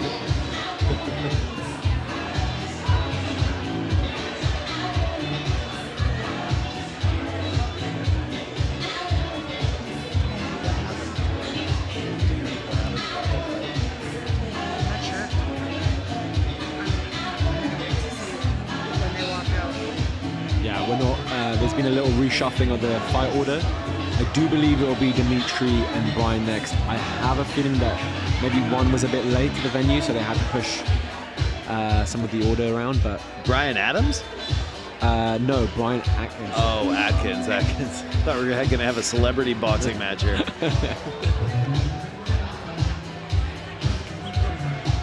And what a match it would be. Bryan Adams. Yeah, maybe him versus Sting? Oh, hey, I'd tune in. I would too. What would be your dream celebrity boxing match? I mean, they don't have to have any boxing. I get to fight them, or they're fighting no, each they're other. fighting each other. You get Oh, to dictate. geez. So they have no boxing background, nothing. You can just choose two. Donald famous people. Trump versus Vladimir Putin. I Putin don't know. is taking that. Yeah. Come on. I think easy think work. Trump- Easy work. Trump will have the size advantage, but Putin has got that. That's fair. Yeah. That's fair. He's got that KGB assassin advantage.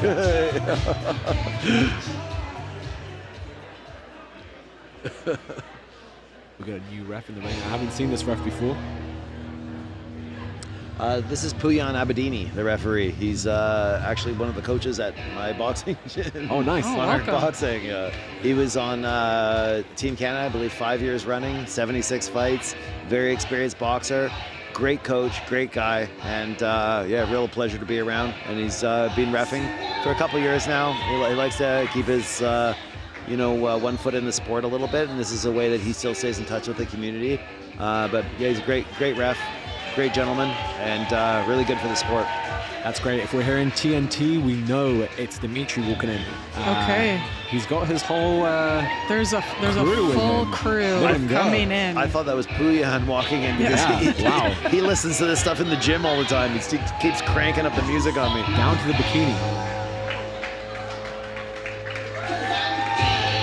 Dimitri the analyst. I love it. The analyst. Everything is perfect. I believe that's his wife. He made it. He said That's he's going to walk awesome. out with his wife. So Let's see if he can do an analysis on his opponent and figure out how to win. I'd love to see it.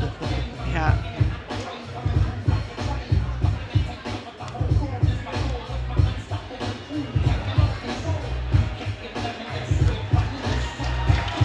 Okay, and we've got Bryan coming in now. Bryan has had a few fights under his belt. I believe we were both on the card in 2023 together. He's definitely a bit of a scrappier guy, so this will be a very interesting matchup. Scrappy and experience could be Yeah. difficult for Dimitri here. Yeah. This is Dimitri's first fight, correct?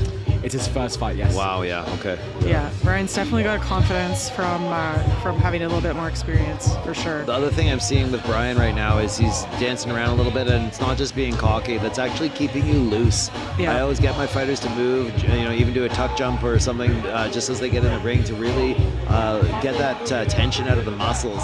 If you're loose, your reflexes are there. If you're loose, your power is there. If you're loose, you can box. So I think that Bryan here, looking pretty loose like that, could be a little bit of a problem for Dimitri. We'll have to see once that bell goes. But yeah, I like the way he's approaching this fight. And shout out for anyone who is the age range where they would qualify for Masters, because Bryan has come out to a song from the Space Jam soundtrack from the Monstars, and he he's is got the jersey to wearing the jersey. So again, that's kind of the vibe we're getting from Bryan. Loving it. So, shout out to our fellow 80s and 90s kids. Yeah. What you can see there is he's been told to wrap a piece of fabric around his waist. Sometimes they do this when the waistband is too similar of a color to the top, and that can make it difficult for the ref to see what counts as a low blow, as it has to be above the navel. So there you go. He's just been adapted to his uniform, and he's been put on a clear white stripe to show where his navel is. Yeah, I prefer to fight in an all-black kit. Yeah, I and, mean, you've got the best shorts in town. Thank you. Fully custom. Yes. And all of my photos of my gorgeous shorts have a ring of masking tape around them for that exact reason. That's awesome. Yeah, it's like, you got to let the officials do their job properly. That's part of it, is having the right gear. A lot of people know that coming to the ring, or they just don't mind getting the tape around the waist. Please welcome the analyst, Dimitri Sotnikov. His nickname was actually the analyst. Love it. Yeah. I already read that. That's why I had the call. I'm steps ahead, Abby. Come on, keep up. He's weight on the scale 180 pounds even, fighting out of and representing Calgary, Alberta. Please welcome Bryan B. Rabbit Atkins. Okay, continuing with the Space Jam theme. I was going to say Love B it. Rabbit. I like it. Yeah. Puyan Abedini. Wow, the ref is getting some love. I was like, wow. Yeah. Well, It's a family he is affair. handsome. I don't know. Maybe Yeah. somebody from the back. Got that Gucci belt to go with it. He's not messing around. He's business.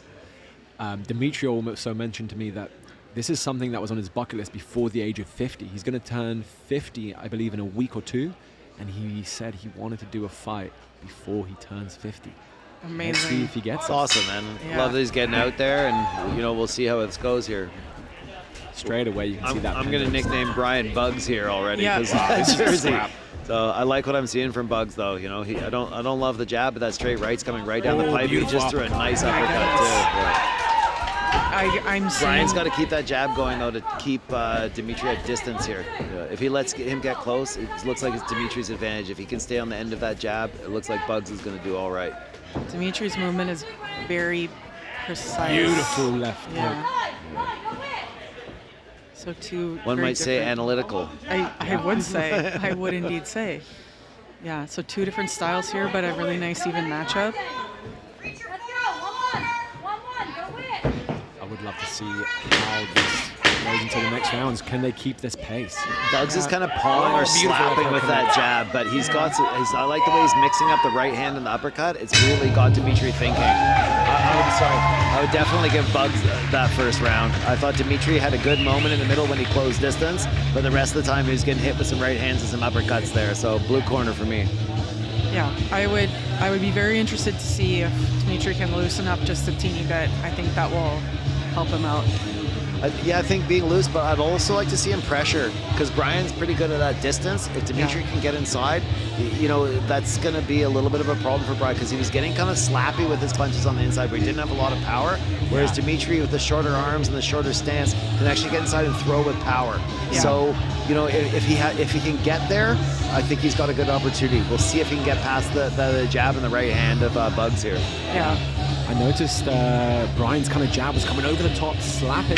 Yeah. I didn't love that particularly. I'd like to see him throw it straight. Yeah, and it did leave him open for those hooks. It did. Yeah. It also leaves him open for overhand right, which if Robbie, he's a very good coach, I think he might have coached him to do that too, throw that overhand. Yeah. That movement there was really nice to see by Dimitri. Again. 1-1 shoot. Come on. Again. Keep it simple. Keep it simple. Again. That's it. Again. Eyes on him. And like you can hear Sarah shouting, he's keeping it simple. Bryan is Nice beautiful. right hand from Bugs. Dimitri did turn his head with that. It didn't land solidly, but it was a good shot. Up and down. Go win. Oh, he just got hit again with that right hand there, Dimitri. Yeah. Oh, again now with the uppercut. You know what? Bugs is doing a great job of switching between those two punches. That's really making it difficult for Dimitri to figure out what's coming. There it is He's also again, the catching with the uppercut. uppercut Yeah. beautifully. Yeah, he's switching up between the right hand and the uppercut, right? So it's like every time he goes to throw that hip, Dimitri's reacting in a different way. It's a good strategy from him. Oh, he just missed the uppercut there too. Yeah. We're seeing some Another right hand.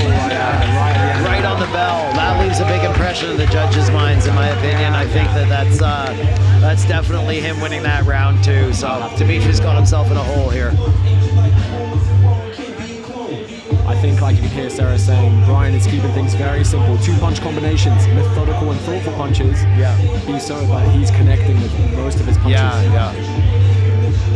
Really good head movement by Dimitri, though, in terms of, again, for someone who's a beginner to the sport. He's doing the right thing. It's just hard to get past that uppercut and that right hand for him. When he gets hit with it, he backs up again. It's really hard to stay inside when you get hit too, right? Your natural reaction is to get away from the danger. So he's got a bit of a hill to climb to stay inside there and to be able to land the punches he's looking for. Right now, it's definitely Bugs who's landing the punches that he wanted to. We also see Dimitri a bit spread out in his corner. When I had my fight, Sarah constantly said to me, do not look tired. Don't appear tired. Can that affect the judges' scores? 100% poker face, It's like we've got to look good doing it. He's just got hit with the right hand there again.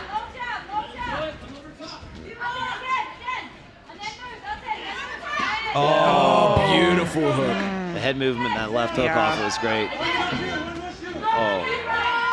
Solid, strong He's caught a punches. right hand there too. Oh, Dimitri having some success, but Bryan really connecting strong shots. It's really tough as a mid-range or inside fighter in these fights, because if you don't know how to close the distance properly, you're just getting picked off on the way in. So Dimitri's got to go behind his jab or behind his head movement. If he just walks straight in, he's going to walk right into that shot again. You see as he comes forward, there you go. At least he had a jab there, but he's coming forward without punches. There it is. That's better. Very energetic crowd here for the last few seconds of this fight. That's it. Really good job, but Dimitri gave it his all in the last part of that third round, but I'm afraid it's too little too late. I gotta say, I'm impressed with both of these guys, and I'm impressed with both of their stamina. I did not think after the first bell went off, I didn't think they would be able to sustain the action. But they really did. They gave us a great fight. Yeah, no, that was really good work from both guys. Definitely when you're a beginner fighter and you come out in the first round with all of that energy, it is really hard to sustain throughout your 3 rounds or beyond. So it was great to see them, even in the last round there, still fighting with gusto. Yeah, definitely. That was a pretty exciting last round. We saw some really good shots there from Bugs, and a couple of, with Dimitri trying to get inside, trying to counter him and stuff too. He landed a couple shots as well, but I think just overall, Bugs did enough to win that fight. But really good. Dimitri tried, and almost 50 here. It's a great accomplishment, like I was saying earlier, just to get into the ring. So good on both of them, and they both deserve their kudos, I think. Yeah, and I think both fighters, Dimitri being his first fight, he will learn a lot from this. Yeah, amazing. Yeah. But yeah, I do think the ring experience kind of showed in Bryan as well. Yeah, Fight fans, one more time. After 3 rounds, we go to the judges' scorecard for a decision. They've added it all up. Your winner by unanimous decision. In the blue corner, Bryan B-Rabbit Atkins. Yeah, just as I suspected, I think Bugs did enough to really take that unanimously. He did a good job. Nice work. That was Hey, great. fight fans, Yeah, pretty exciting. we're gonna take a break. We're gonna take a quick break right now. This is the perfect time to go get yourself a drink. I mentioned it earlier, take the time to buy the 50/50 tickets and help support the cause. There are more 50/50 tickets for sale. Go and thank your friends for coming out and showing you all the support. We'll be back with more face punching, I promise. Well, guys, that was a great start to the event, I think. I think there's a lot of exciting fights. I'm pretty excited for what's to come. We've got a bunch more fights after this, as well as the main events later today. So a lot of opportunities still for people, and pretty excited. Yeah, this has been great.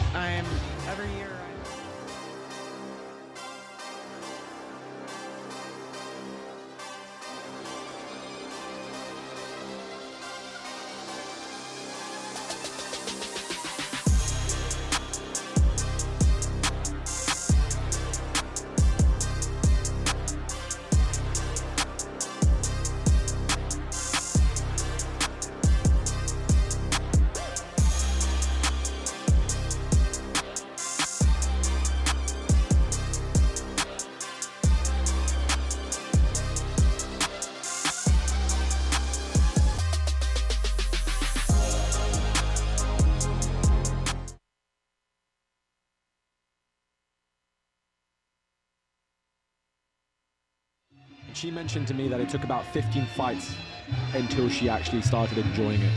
About 15 fights until she could process and actually think about what she's doing. Did you say 15 or 50? 15, 1-5. Okay, I thought you said 50. I was like, that's a lot of fights. She said it took about 15 to really get her, actually understand what she's doing and enjoying it. I would agree with her, I think that, it takes a long time.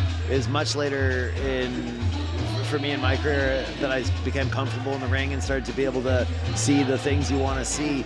A lot of that stuff, this is why in the history of amateur boxers, not very many amateur boxers, actually none, I don't think, that have any losses, that are undefeated as amateurs. You look at Lomachenko, which is the only one, he has one loss. He has one loss on his record of 395 wins, and that one loss was avenged.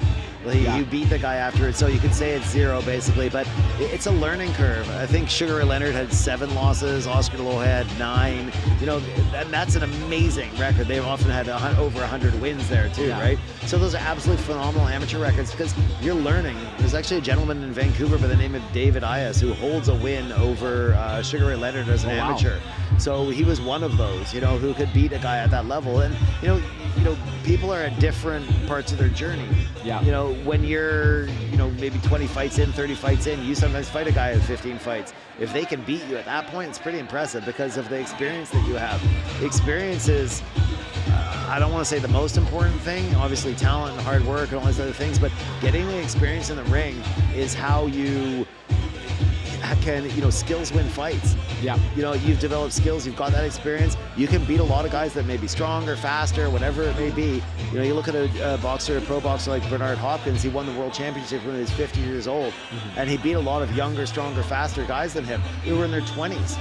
And it's like you look at his skill, timing, and experience. That's what won him those fights. Yeah. You can beat speed with timing. You can, overcome different skills with your ability to read people and your experience and make their night hell instead of your night being difficult. So it's really interesting how long it actually takes to get experience in the sport, the levels that there are to this sport. And, I've been on my journey for years and I still feel like I'm getting better. Yeah. And I'm 50. Another heavy fight coach that we have, Coach Rob, told me he competed in over 130 matches. And he's won over 100 of those. That's still a great kind of ratio, but insane. 130 matches. Yeah. That's not even a big amateur record. I mean, that's a pretty good amateur record. That's a good amateur record. And Rob was, a highly decorated amateur in the Canadian system and has a lot of great experience. I've sparred with Robbie. I've seen Robbie spar with a lot of other people, and he's a very, very good boxer. And that experience shows. It's his ability to coach and corner now too is based on a lot of that experience and his how he sees the fight, how he sees the sport, and how he can then pass that on to his competitors that he's coaching as well too. So Robbie's a great guy, great coach, and I think there's a lot of people can learn a lot of stuff from his experience. Question for both of you: do you believe there's been a coach that's kind of rubbed off on you in like the most kind of significant way that you can attribute some of your, not skill, but some of your style to a coach that you worked with, either of you? I have so many. I've trained under Rob. I'm actually dressed as a tribute to Rob. My drip today is vintage. It's gold. So shout out Rob. Rob is Rob's very methodical in his coaching. So I always really appreciate that. Much more recently in my career, I've started training with Sarah, who again is so technical, and is not, I came back to Eastside as a little bit of a veteran in the sense that I've been training for a number of years, and Sarah truly pulls no punches. She will find the one thing about you that is something that's a room for improvement that's very specific to you, and she will drill you on it until you've improved. And I always really respect her for that. Another coach that I've had, who was my first boxing coach, Junior Brown, Jordan Bowers. He unlocked something in my brain. I think that's in any athletic thing when you're trying to make a mind-body connection for people. He was trying to help me with my footwork when I was just a beginner, and I was very high on my feet, high on my guard. And as Bryan's mentioned already, I'm a shorter fighter, and especially for my weight class, everyone's taller than me, everyone. And so Jordan was really trying to get me to get into the body, and he said, think about the song Creep by TLC and just creep. Yeah. And that's funny. I became a creeper. Yeah. So thank you to that. And then I think I mentioned this before we started the live stream, but Bryan has been an instrumental coach to me. He was the first person I actually got in the ring with, and had to tell me to throw punches. So and it's always been a huge joy working for him. And there's countless others. There's truly countless others. Something that was confusing in my first year of learning was I would work with I came to Eastside. I work with the coach. They go, okay, this is how far your fist should be from your face when you're coaching, and then you're like, okay, got it. And then you work with another person. They're like, I'd actually like to see your hand over here. Yeah. And you're like, but the last person said, and it's like, no, everyone has a different style. Everyone sees something different in you.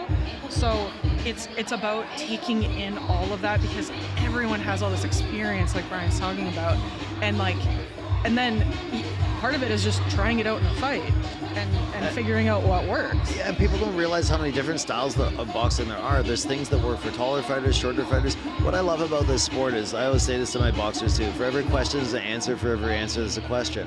If you're the shorter fighter in the ring, we have things you can do to win this fight. If you're the taller fighter, you have things you can win this fight. If you're the faster fighter, if you have the better timing, if you have whatever it may be, there's always an answer. And so that's why it's this kind of like high-speed chess match that has so many probabilities that it becomes very interesting and kind of enthralling to play.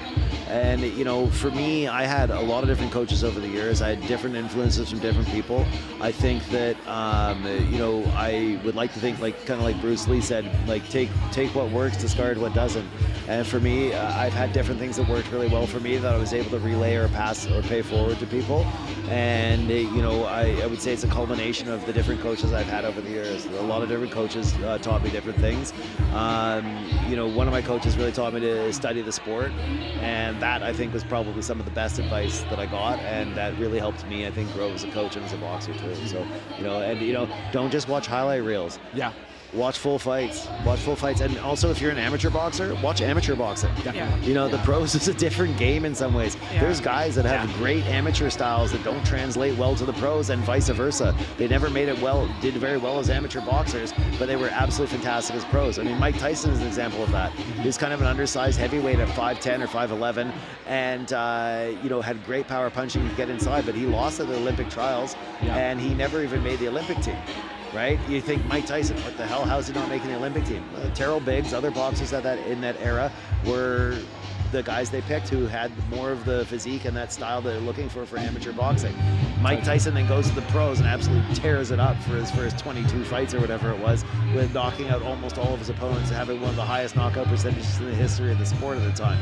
So, styles translate to different stuff. The pro game's different. If you are an amateur boxer, watch amateur boxing. There's things you will learn from a great, high-level amateur competition, be it the Olympics or the World Championships, or even, watching the Canadian Nationals, seeing how they're fighting there and what their goals are and how they're boxing in the ring, right? So the one thing I noticed in Canada, and I could be completely wrong because I'm just Vancouver-centric, is that in the UK, when there is a boxing gym, a lot of time it's followed by the word amateur, and that dictates the kind of style that is taught at that boxing gym.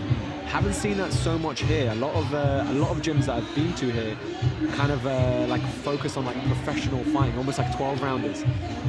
Yeah, I think part of that is, first of all, amateur boxing in the UK is way bigger than it is here. It has a lot of money and support behind it, so it can actually be a business and kind of viable that way. Whereas here, that's not the case. So gyms have to cater to more different genres of boxing, be it pro, amateur, recreational, whatever it may be, to kind of survive. So I think that's probably the biggest difference of it. Yeah, makes sense. Avi, do you have any coaches that you've gleaned some specific things from along the way? Exactly like you said, every time there's a new coach, I learn something new. One of my favorite coaches I've only pretty much had 2 sessions with, Bogdan, a new coach to our gym, Ukrainian national champion, unbelievable pendulum movement, and that's just a style that I really gravitate towards right now. Learned so much from Sarah, so much from you, so much from Rob, so much from Dave. Everyone's taught me something. I just love picking up all the different styles. Okay, we got our next fight. Who we got here? Do I understand that this is Evan? This is Evan, yes. Okay, great. Evan Ham in the red corner. Avi, do you know how many, is he new to boxing this year? He is new to boxing. Him and his brother both kind of signed up for this tournament. His brother didn't manage to get a fight, but he did. I believe that he's pretty new to boxing too, but from what I understand, the crowd is going off. Okay, Sam Merriweather entering the ring now, and again, as you can probably hear, quite a vocal cheering section for this fight. So I couldn't hear you, Sarah. Did you say Mayweather? Let's see how he fights. I believe Sam is a fellow Brit, and if we're hearing noise, it could be from the Brits. A bit raucous, aren't they? Bit raucous, aren't they, Abby? Yeah. Sam has great cardio, and he's very, very light on his feet. Throws kind of whippy long shots. But at the same time, Evan is very technically solid. Introducing first this man fighting out of the red corner. Looking at Evan's picture here, he looks real strong as well too. You know, and you know, muscles don't win fights, but definitely skills do. And if he's got some good technical skills and technically solid, that could serve him pretty well. Yeah, he's got a little bit of a height advantage, although their reach is evenly matched, so that'll be interesting to see. Across the ring, his opponent, this man fighting out of the blue corner. Wearing the blue trunks with white trim, he stands 5'11" tall. On the scale, his official weight, 173 pounds. Fighting out of and representing the ceremonial county of Somerset in southwest England, UK. Please welcome Sammy Snakehips, Sam Merriweather. Now that's a nickname if I've ever heard one. What was it? Sammy Snakehips Merriweather. Snake lips. All right. Snake hips. Oh, hips. I don't know what that means. I think we might just find out. We'll find out. So we got what two Sarah said is he really whips his twos, and apparently he's got good hips. Yeah, you know, I think that we've got two pretty athletic-looking guys in here right now, and this could be a pretty exciting fight. Let's see what they've got. Here's the bell.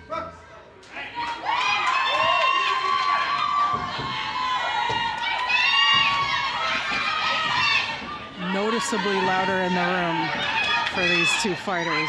They've definitely got crews here. Evan just landed a right hand and then moved out of there real quick. He moved a little too far away. Oh, there's another one. Sam's got a really high guard when he gets Really high attacked guard. too. Yeah. So this is an opportunity for Evan to go to the body there. Yeah. I think they might have missed an opportunity with Evan's last name, Okay. Ham. Yeah. Just call him Hammer. Let's go. Evan just gets out of the way, has good range. Yeah. Good distance control. That his jab is really helping Evan too. It's stopping Sam from being able to come forward and taking away some of those shots he's trying to land. Just there was a keeps great jabbing, example. yeah. Just stick that jab. However, Sam is walking him down and kind of dictating the ring. How would you score this? A little bit, but I feel like he's run into more shots right now. So that's a really close round, you know. I'm not really sure what I would call that. You could even call it a draw, but it's very rare that they call a round a draw. If I had to, I'd probably give it to Evan Ham. So even though Evan was getting walked back, he was throwing jabs and dictating. He wasn't just going back. He was landing shots as he was moving, and so that control of distance can be viewed as ring generalship. You know, I think Sam did a good job coming forward and trying to put pressure, but it didn't really pressure Evan. He was absorbing the pressure and firing shots back off it after controlling distance. So again, you know, like you say, depends what the judges like, but for me, I'm looking at Evan with that first round. I saw all the judges handing in papers after the first round. Is that typical? Yeah, so they should have their scores in. Oh, so they do? Yeah, Okay, so great. they scored the round 10-8 for 10-9 for the fighter that they think won the round, or a 10-8 if they think that they've dominated that round, but definitely not a 10-8 round there, in my opinion. So it's 3 judges and 1 scorekeeper. Is that how it works? They're given that. correct. Yeah. Oh, beautiful too. It was a bit slapping with the inside of the glove. It landed okay. hard, so Okay. Bit of a wrestle. Yeah. definitely affected Evan. So I think, you know, in Sam's corner, he's trying to make this a scrap now. If he can make it a scrap, it might be difficult for Evan, but Evan's got to stick to his boxing, stick to his jab, and set up that right hand. When he does land the right hand, I saw Robbie Cousins emulate throwing a left hook afterwards. He's got to come back with that left hook as well. Beautiful to connect. Oh, Evan coming back. Oh wow. Evan coming back and maybe Yeah. even winning the end of this round. I think so too. Yeah, You know, this is something we talk a lot about in amateur boxing is winning exchanges. If someone's landed a good punch on you, you can't just go back. You've just walked away from the exchange and demonstrated to the judge with separation that they won that exchange.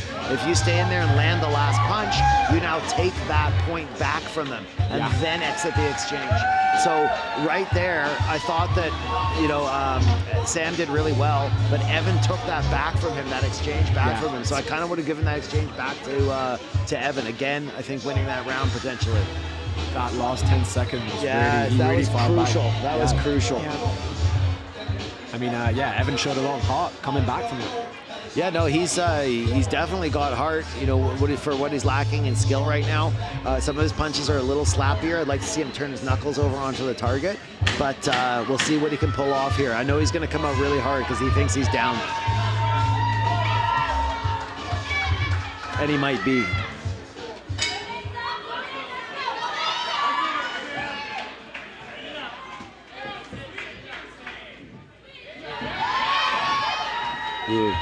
Evan's got to be careful going straight back with his chin up there, though, especially if Sam's on the attack here. Yeah, I'd love to see him take his head off the line on those body shots. Yeah. Oh, jeez. That was a good shot from Good Sam. two connects from Yeah. Sam. Oh, Again, another one whips maybe his head he round. might have found a home for that, but Evan Evan comes keeps back. coming back. Here we Yeah, go. it's a scrap. Yeah. Wow, great effort from Evan there to take back those exchanges again. Yeah. Every time Sam has some success, Evan finds an answer and comes Yeah, back. he really has. And that takes a lot. A lot of people get hit, they go back, they just want to quit, right? But Evan's hanging in there. Sam's looking for that right hand. Yeah. And I think Evan's figured it out now, you know? I feel like Sam kind of had one trick. It worked a couple times, and Evan he's got out of the way now. Oh. Yeah. Oh, great scrap. That was a fun one. Very exciting.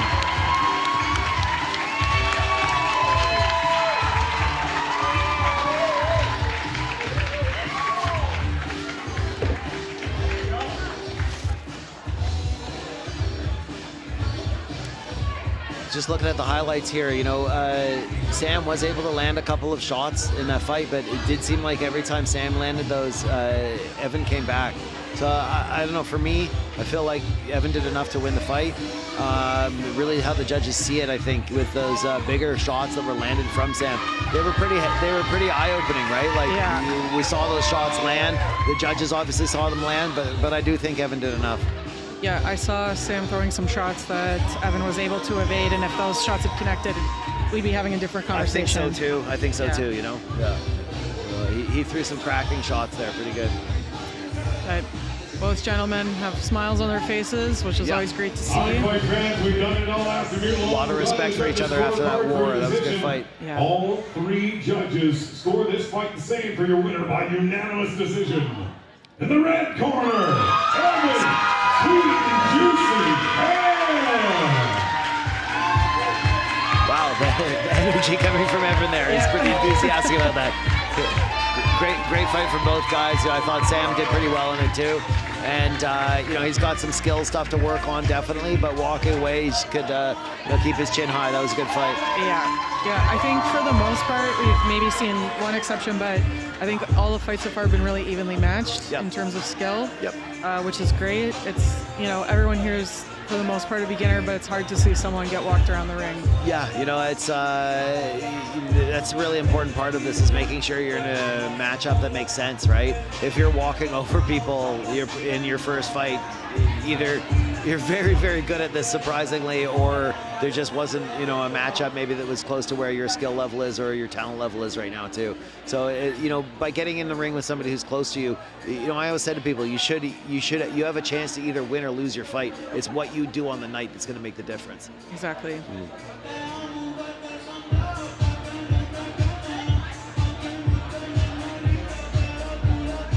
So we're just waiting for our next fighters to come in here. What do we have coming up here? I believe we're going to see Cheyenne and Vienna, but I just want to make sure. I should have gotten a pair of binoculars for the walkout. Cheyenne Sarah's in. Another Sarah. It is the Sarah era. Yeah. Sarah count. for those just joining us, we're tallying how many Sarahs are in the ring and outside of the ring tonight, and I think we might be up to 6. There's a lot of Sarahs. A lot of Sarahs. 2 Bryans so far. Oh yeah, that's So- true. That's true. Yep. Yeah. Pretty common as well. There's a lot of me's. There's only one Bryan Grant. Yeah, right. Thanks. So talking about Cheyenne here, she's apparently quite light on her feet. Got great footwork, can get it in and out, and long arms. So great footwork and long arms could be a good jab. She could be a tough person to fight. But also looks like Vienna's got great footwork too. She, has to commit herself maybe to her punches, and we'll see really what we could do. They both look like they have a lot of potential in this fight, and I think once again, like you're saying about matchups, we've got a matchup here on paper that looks really even. Exactly. So we'll see who can get the work done in there in the time allotted. Yeah, I am just trying to jog my memory here. I feel like I saw Cheyenne fight last month, Okay. and if this is Cheyenne, she, I think, fought 15 rounds. What? They just kept throwing her back in. Really? And she was game. Amazing. I could be misremembering, but Well, yeah. she's ready for old school championship fight then. They used to be 15 rounds Yes, yeah, before the Ray Boom Mancini fight, of course. yeah. Once they start the bout, I'll see if this is who I remember correctly. But This Cheyenne Yeah. is the Cheyenne we thought she was. yeah, excited to see both of these fighters. Cool. And here's Vienna into the ring now too. Both competitors look pretty ready here. Cheyenne does look a little looser in the corner, ready to go. Got a big smile on her face. Yeah.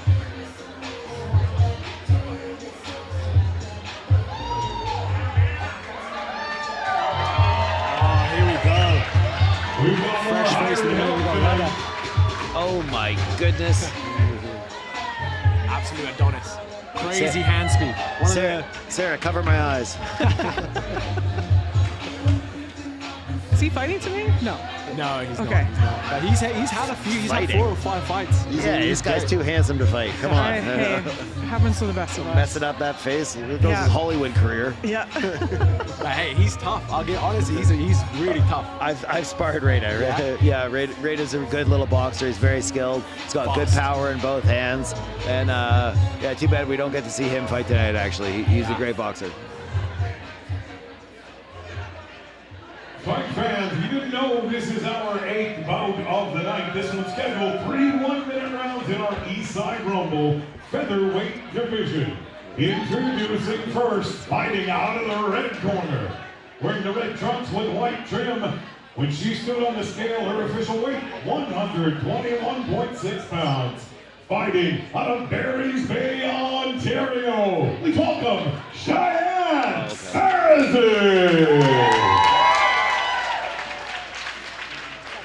Across the ring, her opponent, fighting out of the blue corner. We'll see if Cheyenne's footwork and her jab can get the job done here. 5'5" inches tall. Looks like we've got a pretty even match, really. 119 pounds even.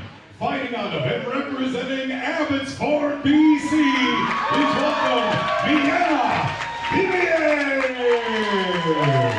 Sounds like Abbotsford in the house tonight, too.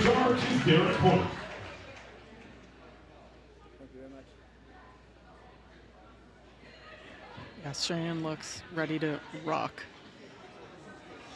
Yeah, she's focused.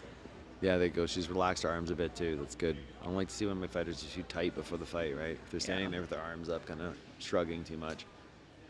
Got to be ready. Come on, set the pace. 1, 1, 2, real simple. There you go, good. Keep on her. Do it again. Good jab there from Vienna. Brady throws her head back. Yeah, that's eye-catching for the judges, too, right? There it is again, the right hand. So that jab stuns and stops you in your train of thought.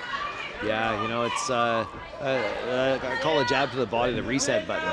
It makes you think about what you're doing, and every time you start your combination with your jab, somebody hits you, you forgot what you're doing, you go back to starting over again, right? Find that hook. Do it again. Use your reach. Arrow line, hook to the head. Vienna does have really nice footwork. Both of them do. And for folks who are just starting out, this is great to Yeah, see. they're doing great, controlling distance a little bit. Good head movement from both too. Slipping every other shot. Great. Well, Nice first fight. I feel like Vienna's that jab that really rocked about might be enough to win it. It was the most- you know, the biggest- I thought those were the two most eye-catching shots were the one jab and the right hand she landed there. They weren't huge, but they were enough to maybe win a very close fight. You know, I don't really know who won that round. You could, I think, give it to Vienna based on those two shots, but I thought that Cheyenne was pretty active as well and really gave a good effort there too. So super close round. Oh my God.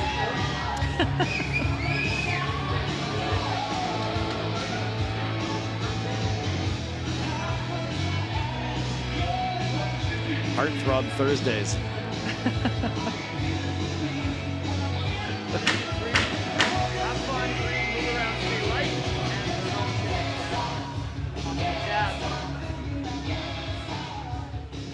Okay, so we had a nice even match in the first round. Let's see how they do in the second.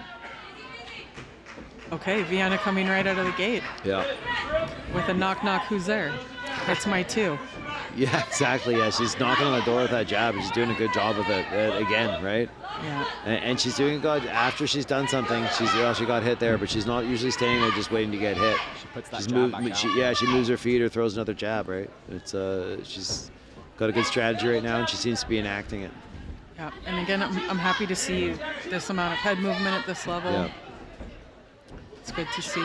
Cheyenne is starting to find distance better. She is the shorter fighter with a slight reach disadvantage, but she's starting. There you go, starting to find the range on her jab a little bit better now too. But she's still at a bit of a disadvantage on the end of that jab of Vienna.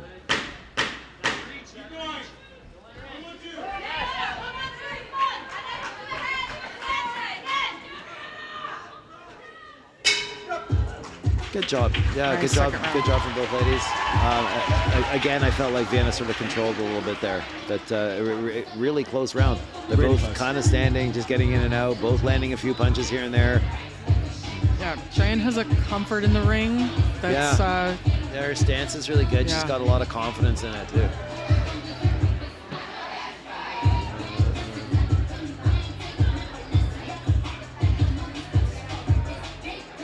Again, shout out to the production team getting these beautiful shots. Yeah, it looks awesome so far. watching shots of their coaches give their pointers in the corner. I'm getting motivated. Yeah. Wish we could get some mic action to hear what they're saying. Yeah, that would be amazing for future reference. I mean, I saw Rob throwing some hooks, so I'm putting that in my Yes, memory. Sometimes if I'm the second in a corner, I'll actually watch the other corner to see what they're doing and then report back to my first to get some inside information. So I'm a Okay. little careful when I demonstrate stuff on the other side of the ring. I kind of do it in front of me so people don't really see what So I'm you have your back to the... gesticulating. Exactly, you got me. Yeah. That's a great point. Vienna came in strong right off the bell. Strong jab again. Did that Look at that same control thing. at distance from Vienna, though. She just made that jab miss perfectly. Came right back. She's controlling distance with her feet. Really nice. Her little step over. She got caught there. Big jab, not that head Yeah. back. Oh, good two. Coming over the top. Cheyenne's starting to come on this round a little. The ref's unfortunately going to have to stop it, I think, with that ponytail. But it is Derek, so he might let them go a little bit. Oh, great right hand from Cheyenne. Let's just maybe, yeah. Another right connect. Yeah. I think, again, in these short rounds, it's really hard. If you don't do enough in the first couple rounds, you're out of time so quickly. And I feel like Cheyenne just ran out of time. If this was a 5-round 1 minute or 5 1-minute rounds for a fight, I think Cheyenne might have had opportunity to turn the whole fight around. Yeah, but she just got her groove at the Yeah, end there. exactly. That's just it. It's like, it's tough. You spend all that time kind of figuring it out, and the bell for the final round goes. You're like, shit, what do I do now? Yeah. So, I thought she put in a good effort, but it was unfortunately too little too late. I mean, they both should be extremely proud of themselves. It's amazing. Yeah.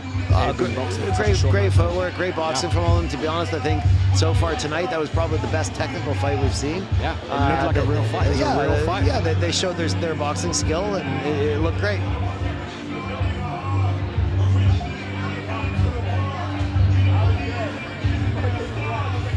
would you score this? Do you think Vienna just did enough to capture the first 2 rounds? Yeah, I think it could be a split. It might actually be a split, but I would definitely put it in favor of the blue corner for me. I thought Cheyenne did a really good job throughout the fight, but didn't do enough in the first 2 rounds to win the fight.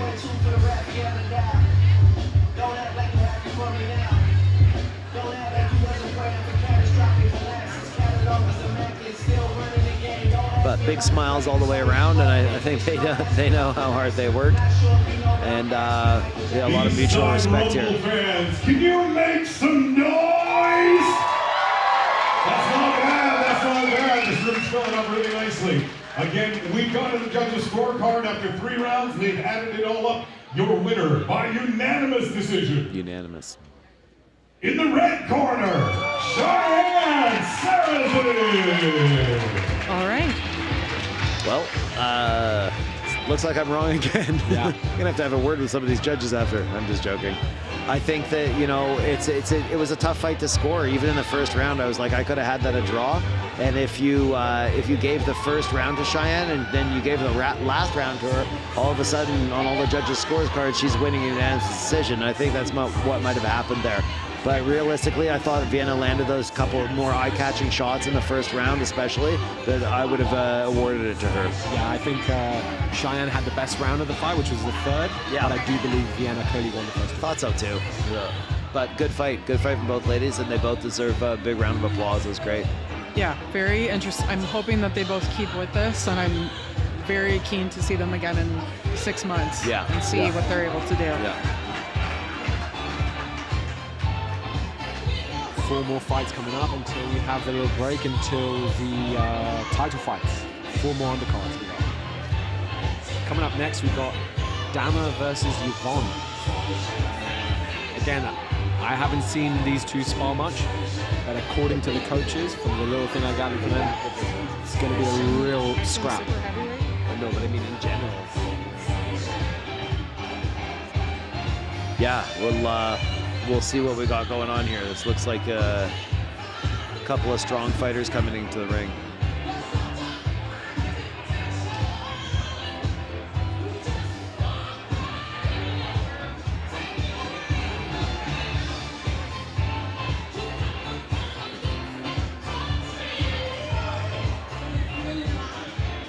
I always thought that you blocked out the rest of the crowd and you could just hear each other.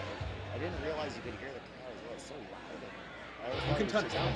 I was just wondering. Oh, You want to turn the headphones down? it's just a little bit. Yeah, It's just in my head. This is the first time I've ever worn these, right? So I was just like, really? It's so loud? It's all good. Yeah. Try now. Oh yeah, that's great. Oh, now I can't hear my mic even. Oh, okay. Okay, now I'm there we turning are. up. A little bit more up. Check, mic check. Perfect. Thank you. Yeah, guys. All right, we Beautiful. have Dama coming into the ring right now, fighting out of the red corner. I believe this is her first fight, Yes, I believe this is both their first fight. but coming into the ring with a lot of spirit, which I love. I'm not sure who is supposed to be coming up with the boxing monikers this year, but there's a bunch of missed opportunities I've seen so far. That's one of my favorite Dama? parts. That's a great name. Exactly. Yeah. Me too. And Here we've got Yvonne Murphy coming to the ring now. Again, lots of excitement in the room for these fighters. Yvonne coming from the East Coast, but she's got a big British following. If you can see the table there to the left. Big energy coming here. She's big with the Brits. Yeah, wow. Here we go.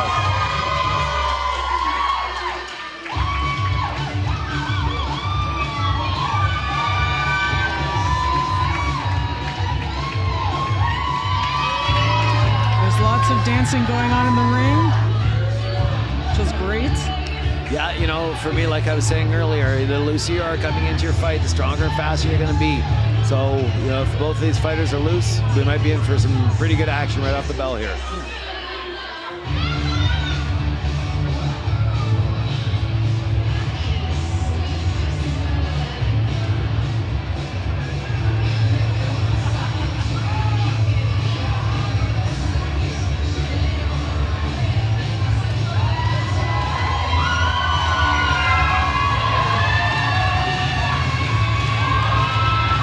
listen to that crowd. Yeah.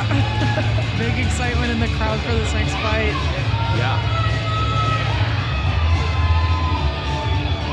There we go. How are they going to figure out the pigtails this time?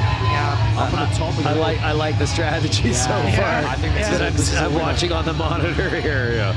One of those falls out, I'll be surprised. Eastside Rumble fans, this next bout scheduled those 3 one-minute rounds in Eastside It may just Rumble. be, but it looks like Dama is about to drop the hammer because she looks like she can punch hard. On the red corner, wearing the black trunks with white trim, she stands 5 foot 4 inches tall. Her official weight, 165 pounds even. Fighting out of Rio Cuarto, Argentina. Nearly a 10-year. Welcome. Here we go. Here we go. Do you believe a 10-year age difference like this matters, or at this a 10-year age difference? Do you think that matters Wow. at this kind of What are their ages? 20? I think it was 27 and 38. Yeah, you know what? It can. There's definitely some musculature and stuff that starts to decline as you get into your later 30s, but it shouldn't matter too much. Fighting out of and representing Scarborough, Ontario. Please welcome Bonnie the Voracious, Yvonne Murphy. Hello to all the folks tuning in from Scarborough, Ontario. That's exciting. That's exciting. Well, we'll see if Murphy's Law can come into play here. Yeah. We've got Dama the Hammer and Murphy's Law. That's it. They didn't have nicknames, so I'm coming up We with my invented them. own. I'm not missing these opportunities. Big crowd support. Big crowd support. Here we go. All right. Oh, Dam is coming up much more carefully than I expected it to. I thought she was going to come in there and try to throw some bombs.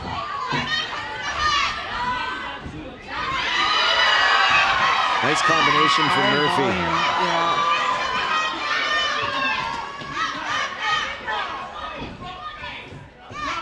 Really high volume of punches. I also noticed that Yvonne is not breathing. I am concerned a little bit. Her mouth is Okay. closed and she's... Yeah, it's a little concerning that, but she looks like she's like really coming forward, trying to lay down the Murphy's Law. Yeah. Good job. Yeah, it's like if Dama can weather this storm, because Murphy's really coming on strong here to start. But it looks like Dama might be calming down and finding her own punching range too. There she is. What a scrap. So the other thing too is people sometimes they think, hey, I'm gonna try to come out like Mike Tyson. But if you remember, if you took Mike Tyson past 3 rounds, he got pretty tired. It's the same thing here. If she comes out and throws all her punches in the first round, what's she gonna have left for the next 2 rounds? So I'm afraid that Yvonne may have punched herself out there a little bit. And you were asking before about a 10-year age difference. Having fought 2 fights in a 10-year age difference, being the older person, I can tell you that for me, you definitely as you start getting into the later rounds, you feel it. You feel that. You feel the advantage of the other person's youth, for Right. sure. Yeah, but again, every person's different. We saw a 66-year-old fighter, was a little outmatched, but definitely held his own in the ring. So And a 50-year-old fighter in Dimitri who worked really hard too. So Yeah. it's like, a lot of it's heart. And people always say age is just a number. And in some ways you can make it a number. It does affect you, but you can change that by the hard work you do in the gym too.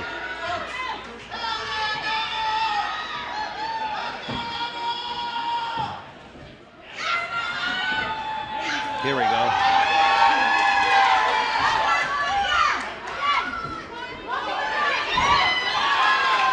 So Yvonne's punches are looking a bit slappy now, and it looks like Dam has settled down, is actually landing some of those shots. yeah.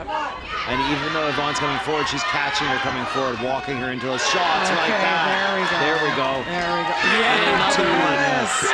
She's got to watch Big out. fan of the big twos She's going to get over a standing here. 8. Yeah. Yeah, there you go. Yeah. I saw that first one land. Like I said, Yvonne was still Right coming around. forward. In the first round, Yvonne was coming forward throwing punches. In this one, she was just walking forward, and you Yeah. walked right into the shots there. Yeah. Rob coach signaling to Dama again. 1-2, big. Yeah. Yeah, She's and you gonna can repeat see the her same thing. reloading. There we go again. Yeah.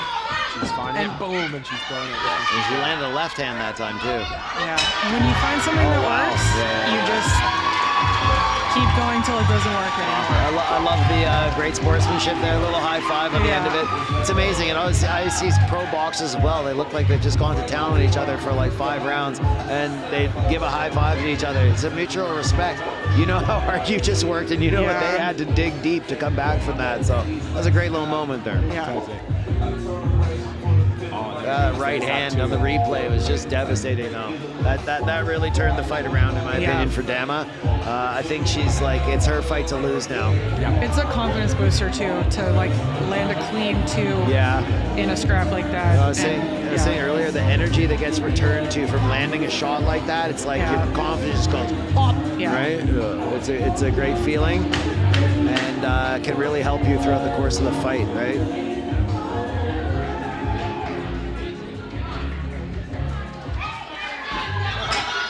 Going into round 3, it doesn't look like there's been any energy loss. Both of them are still In it to win it. attacking. Yvonne's going to be careful coming in with that chin up in the air, though. Yeah. He's going to give her another standing 8. So how do these standing 8s affect the scoring? Well, technically it still can be a 10-9 round. It's not an automatic 10-8 the way it is in professional boxing. But that being said, it is definitely showing the judges who's winning this round. So, you know, with 2 standing 8s, with the judges seeing that, I think it's going to be difficult for Yvonne to win this fight. And she's taking a beating now, too. Yeah. Dama is just Dama is capitalizing. locked in. She's capitalizing on what's working. That 1-2 combination straight down the middle. Boom, there it lands You know, again. when something works like that, your brain goes, do it again, do it again. And that's what her brain's saying to her right now, and it is working perfectly. Yeah. She's just won this fight with that. Nice work, both. Great fight from both ladies. Yvonne really put it all out there, but to be honest with you, I think she might have punched herself out in that first round. She threw a lot of punches, and it didn't seem like she had a lot left after that. It's so hard. It's so hard to temper and figure and you understand your gas tank, right? It comes with experience. Yes, so very much so. Yeah. They both did so, right? I feel like that was a good scrap.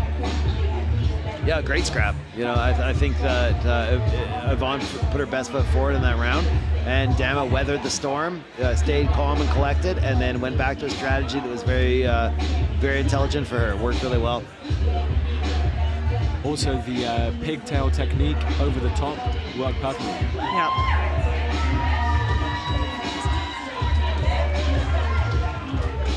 One year I thought I would be clever, and I got, for some reason, hair extension braids that went down to my waist, and I showed up in the ring and the ref went, "What's wrong with you?" And they had to, my corner had to tie them into knots under my helmet.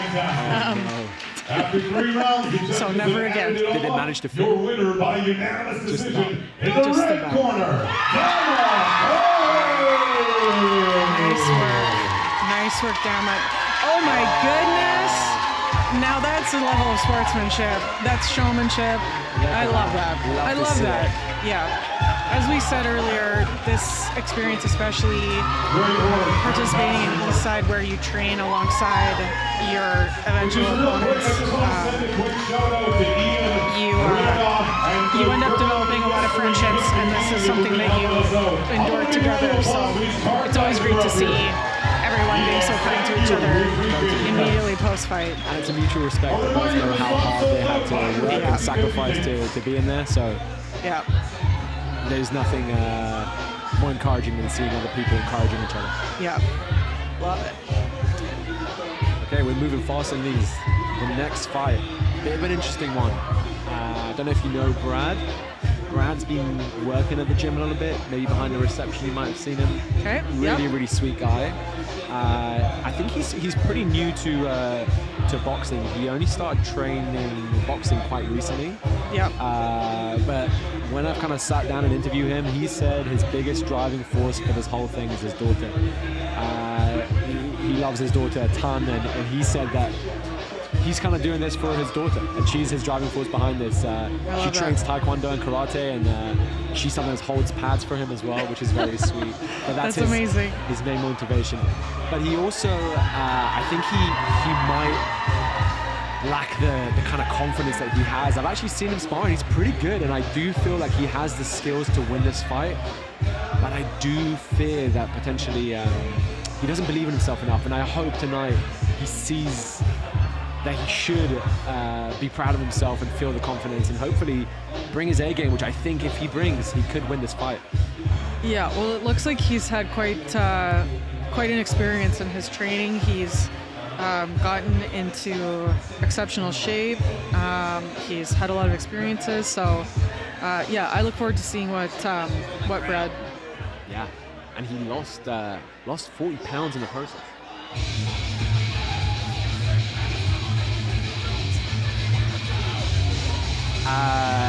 So coming in is Brad, I believe.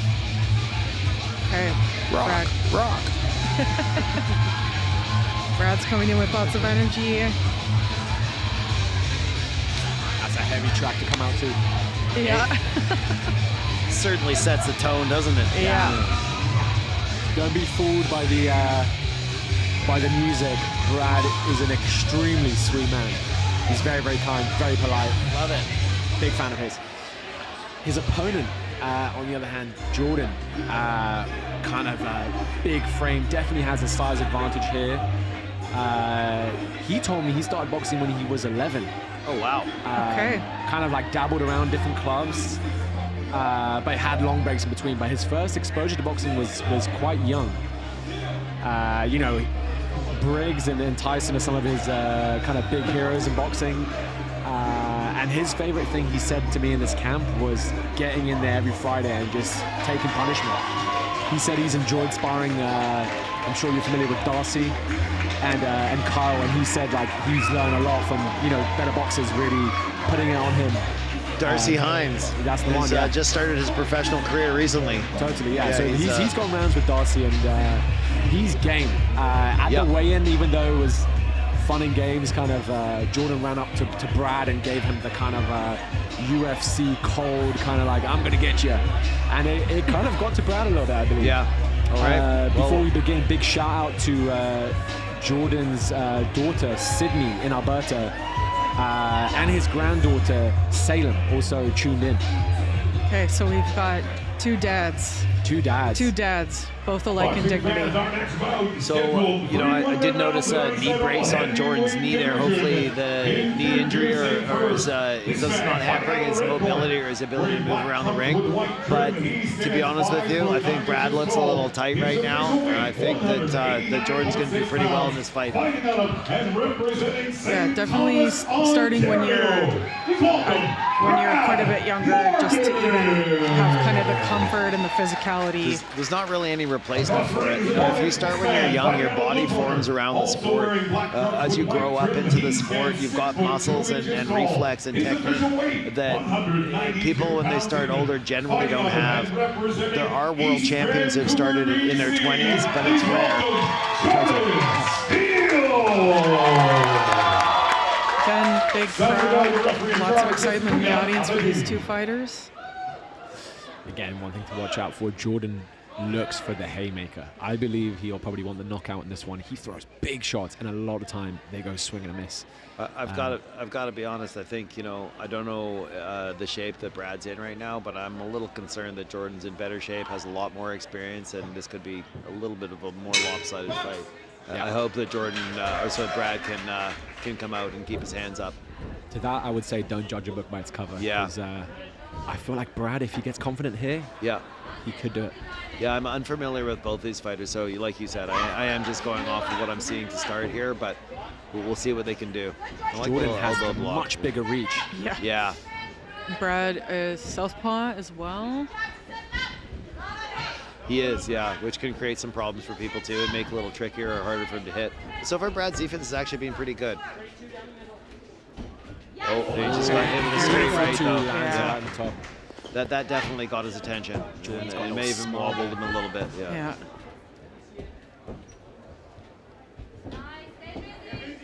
Jordan keeping his foot on the outside of Brad's. Yeah, he's Setting up two got already. position. He's setting that 2 up. He's already landed it once, and he's going to Okay, land there it we again, go. and there Yeah. he goes. Yeah. Little bit concerned about what Brad is doing here with his shoulder.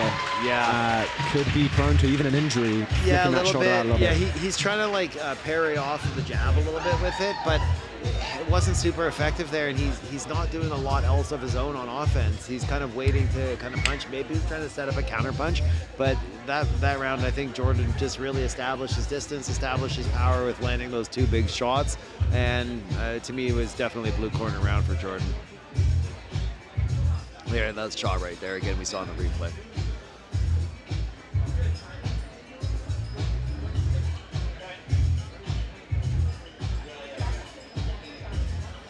You know, I'm not sure what Brad can do to change his strategy here to win this. He's not really a pressure fighter coming forward. He's trying to outbox a guy with longer range and more experience than him. So I think he's going to be a little bit tough for him. He's going to have to land a big shot to change Jordan's mind. And, you know, he's got to get close enough to be able to do that and pass that range of Jordan. I also think changing Jordan's mind is quite a tough Yeah. task. He could take a lot of punishment before he steps back. Yeah, you know, if he's been in the ring with guys like Darcy and other guys too, he's obviously got enough toughness to be able to survive that, and that'll show up here too. So how do you change a guy's mind like that unless you can really hurt him? He's landing that right hand at will now too. There it is. Body head, beautiful Yeah. combination there. Yeah, I see what you mean about the elbow there. Yeah, I feel like if a punch comes underneath it, Got a shoelace.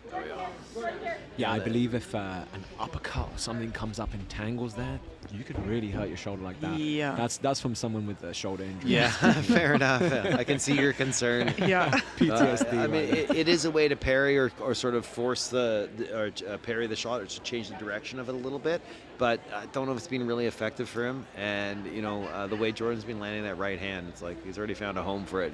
He's got to do something here. He's got to land his own straight right to change his fight. Brian, when you've previously coached these kind of amateur fights, when Yeah. a moment like this happens when the shoelace is undone, and Yeah. let's say your fighter is up, do you see that as something like a win for your fighter? You get a bit more time with them in the corner, they get a little rest. Is that a good thing? It really depends. It can kind of throw off the rhythm of the fight sometimes a bit. So it can sometimes not be a great thing. But if it does give you a little bit of a breather and you kind of rejuvenate yourself and you can come back and fight as hard as you would have at the beginning of a round, say, that can be in your favor, especially if you're winning right now. Oh, good little exchange at the end there. Okay, we're Brad seeing- wants it. Yeah. He's trying. He's trying. He's putting his foot forward for sure. Yeah.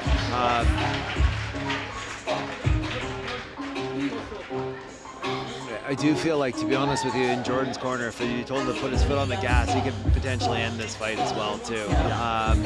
He's definitely in control of it for me. But you know, hey, Brad's game, and he's in the ring, and that's more than 98% of the population can say about themselves ever. So he's trying. We just saw the replay of that double where he threw a straight right to the body and then straight right to the chin, doubling up on that hand. That can be really hard for people to figure out sometimes, doubling up on that hand, expecting one side, the other side, especially at this level.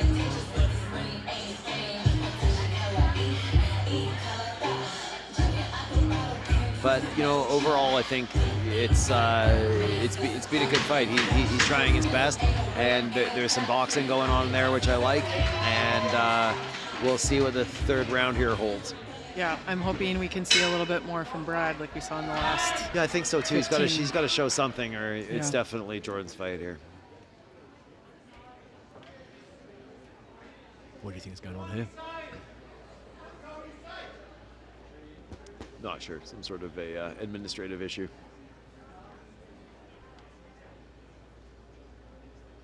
Maybe they're judging the wrong bout. Certainly hope not.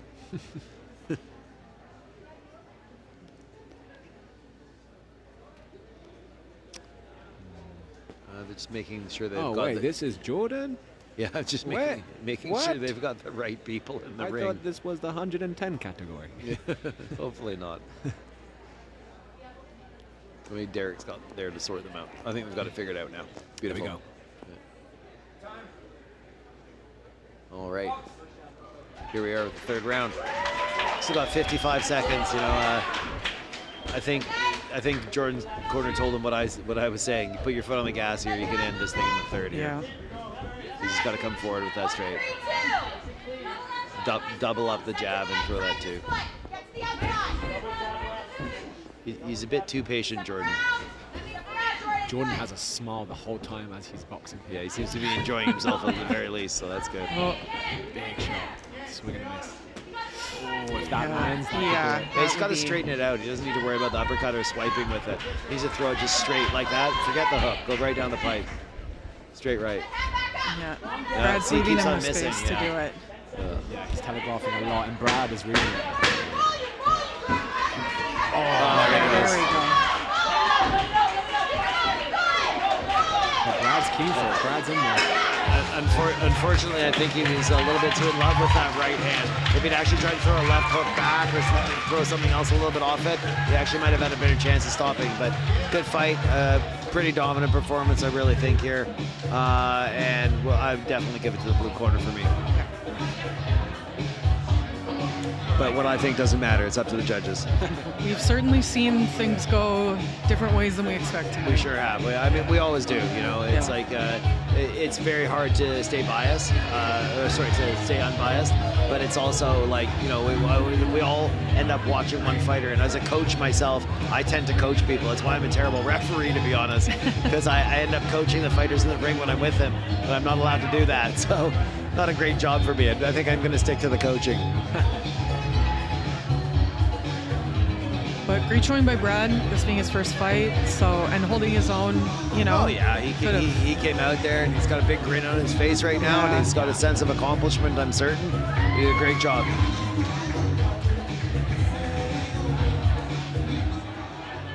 Fight fans, after 3 rounds, it's back to the judges' scorecard for decision. They all see this fight the same for your winner by unanimous decision. In the blue corner, Jordan Steele. Yeah, you know, I think Jordan could have even been a little bit more active, but the activity he did have was definitely enough for him to win the fight. And you know, it's I thought it was a good result for him. I'm sure he's happy with it. Oh, he just dropped his mouth guard, but I'm sure he's happy with the.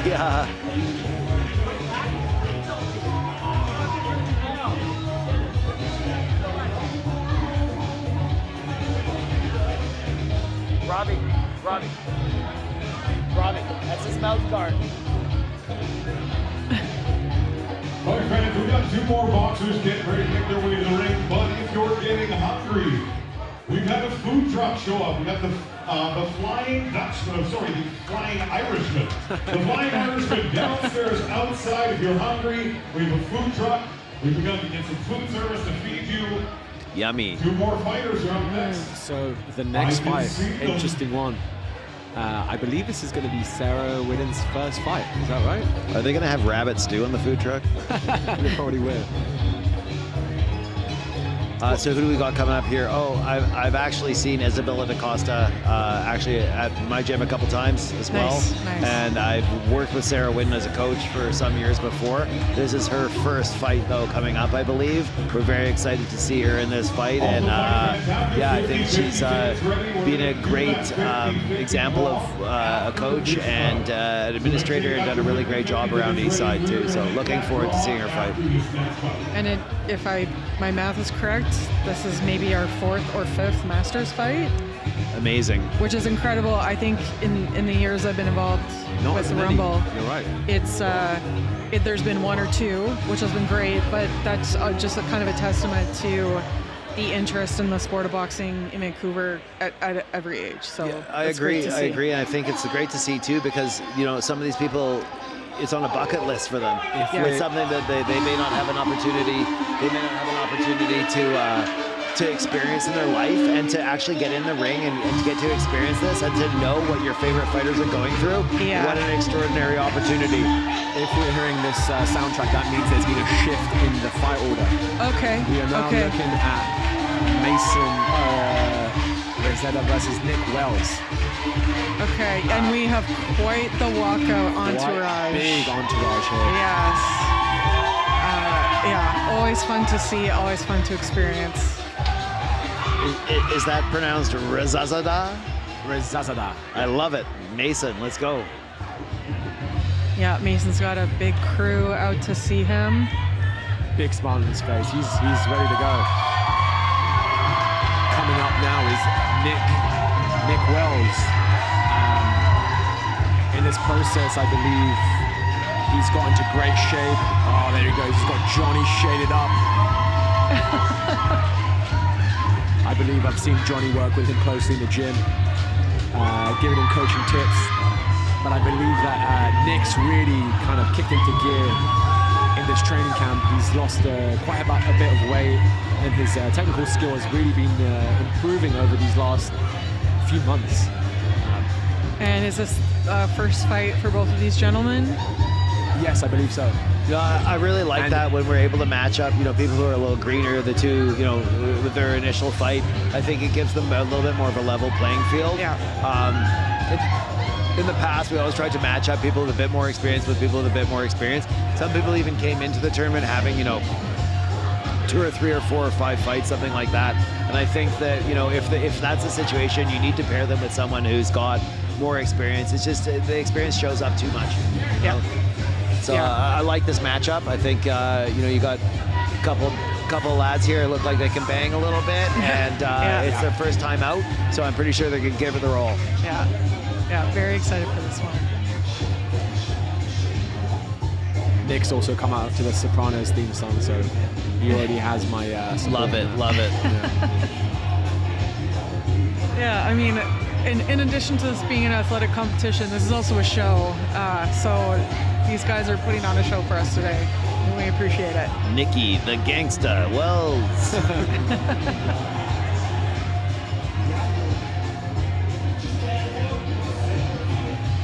I'm gonna keep trying with these nicknames. You know what? I think you've got something here, Bryan. Yeah, a lot of people do Eastside not Boxing pick fans, our nicknames. next bout Yeah, that's scheduled right. I'm for the surprised. 1-minute rounds of our Usually- Eastside Rumble Super Heavyweight Division. Introducing first. That was one of the great things was when Jordan Bowers was on board. He had a real knack for coming up with great nicknames for people. I missed some of those. They were fantastic. Yeah, that's how I became the Boccaccini Boxer. There you go. Yeah. Fighting out and representing Edmonton, Alberta, please welcome Mason, the Razor. The Razor. I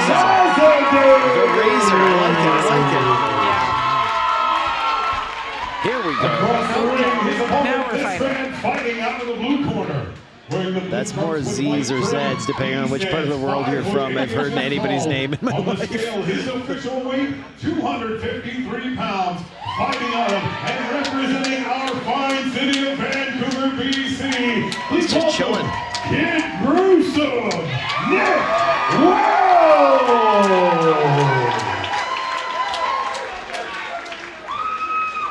At the sound of the bell, the man in charge is Clark McClellan. Clark, the dancing ref. Gets a bit close sometimes. Clark? He's pretty close to the action, I've noticed. Yeah, it's true. Yeah.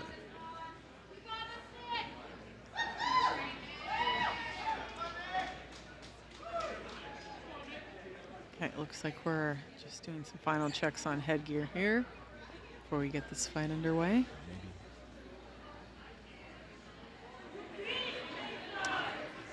Got someone running in with another Coach Rob running in with more headgear. There we go. Look at that speed.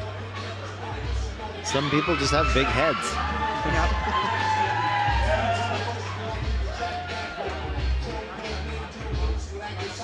Mason looking very focused, determined. Yeah, Nick looking pretty relaxed. We'll see which one of these pays off, right? Being relaxed can be good. When you get hit, it doesn't hurt as much. If you're tight, it hurts a lot. Yep. You feel it in your heels. A couple of weaknesses from both guys. I believe Mason drops his guard a lot, and on Nick's side, he has a tendency to drop and drag his his back foot. All right, well, if I'd rather drag my back foot than drop my hands. Yeah. So, we'll see which one of these abilities comes into play. I feel like this is destined to be a scrap from the get-go. Yeah, I'm thinking the same thing here. I think they're going to come out and fight. We'll get this headgear on here eventually and see what happens.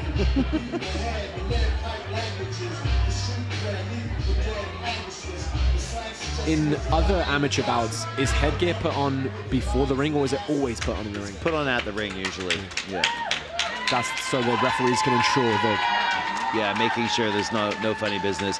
You can Vaseline up your headgear pretty good in the back. I usually do. They'll tell you to wipe it off if this is too much, but there's definitely, some issues there about the equipment. That's why you use gloves that are all certified by BC Boxing as well, too, so you don't have your own gloves coming into the ring. Stops people from being able to gain any, let's say, any unfair advantage. But the headgear, it's usually the club provides, right? It's actually often provided by BC Boxing as well for events too, but yeah, depending on the level of competition.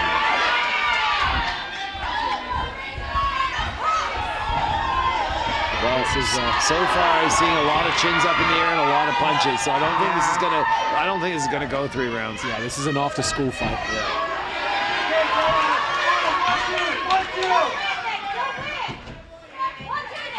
I gotta be frank. I think it's who happens to land the bigger punch first here. Yeah. Is a toss-up. A lot of two-handed punching is going too.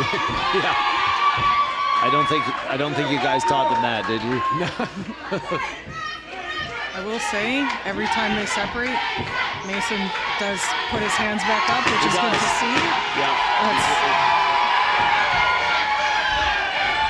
But seeing a lot of exchanges here. Oh. Okay. It's tough, right? Both these guys are pretty big boys, but they're not really turning their punches over. They're kind of slapping a little bit with their hands, and so realistically, for one of them to hurt the other one enough, it's going to be pretty difficult. I might take back what I said about this not going 3 rounds. I think this might actually end up going 3 rounds. It's going to be tough to score too, because, I don't know, look at that exchange on the replay. Yeah. Who won that? Both landed a couple punches, both pulled their chins a bit. Interlocked. Yeah, I'd like to see a little bit, one of them settle down and try to throw like a considerable blow instead of just, ticky-tacking a whole bunch of slaps up. Yeah. That could actually change the fight, one big punch. Yes. He's got to sit down and turn his hips over. It doesn't matter what shot it is, a right hand, a left hook. They're both getting hit.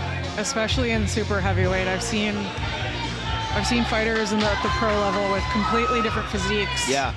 And, someone who looks a bit more lean and muscular, dancing around, Look and at then Anthony Joshua and Andy Ruiz. Anthony Joshua getting knocked out by Ruiz relatively easily, and Ruiz has very fast hands, but does not have the height or the physique that people generally associate with heavyweight boxing. oh, Good left okay, hook, didn't turn want to his see back, that. yeah. Okay. Fast warning.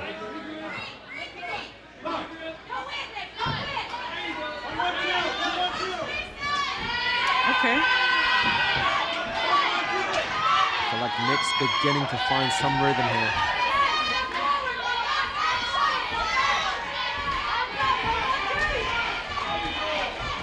I did feel like Mason's starting to line up his punches a little bit. And he's pushing Nick back a bit here too, but it's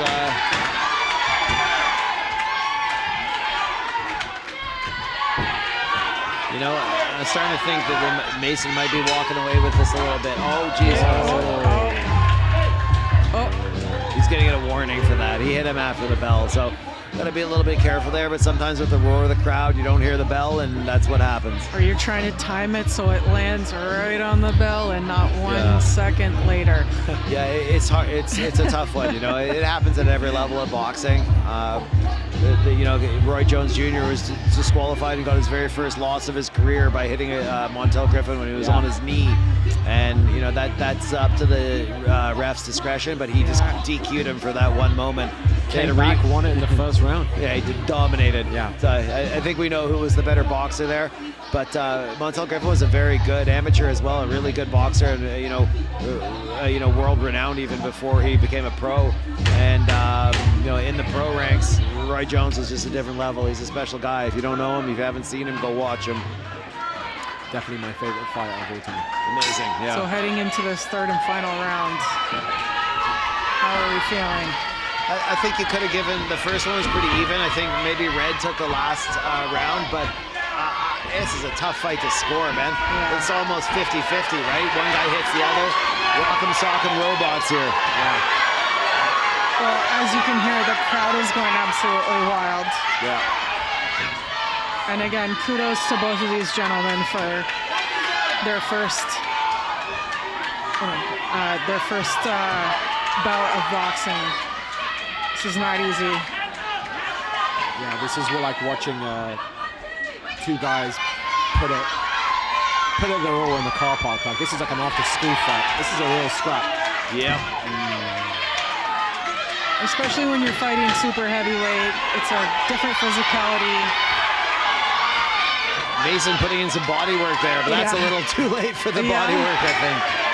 Oh, good okay. job. And You know that's the what? fight. They both wanted that. They both really wanted that. Tough fight. I don't know how to score that. A little bit less sportsmanship than we've seen in the other fights there. Mason just walked away from him and turned his back on Nick. But hey, here we are. Sometimes there's some hard feelings during the fight. I'm sure they'll be friends later. Sometimes you're just so gassed. Yeah. You don't know Don't even whether you're have coming or going. energy to say high five. Yeah.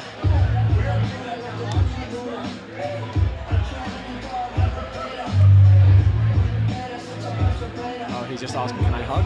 Yeah. I think Maybe he just wasn't sure what to do. Yeah.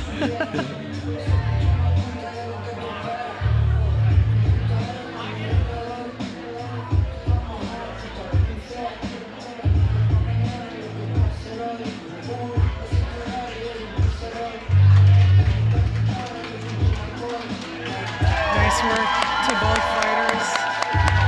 Yeah, show these two guys some love. Make some noise! Great work, guys.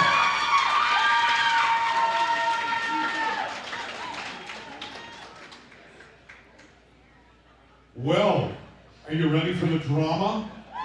All right, because the Drum judges roll, have added it up, please. and they've told me this is a split decision. And it's so close. Interesting. So close. Your winner I'm going with the red corner. by split decision. But we'll see. In the blue corner, Nick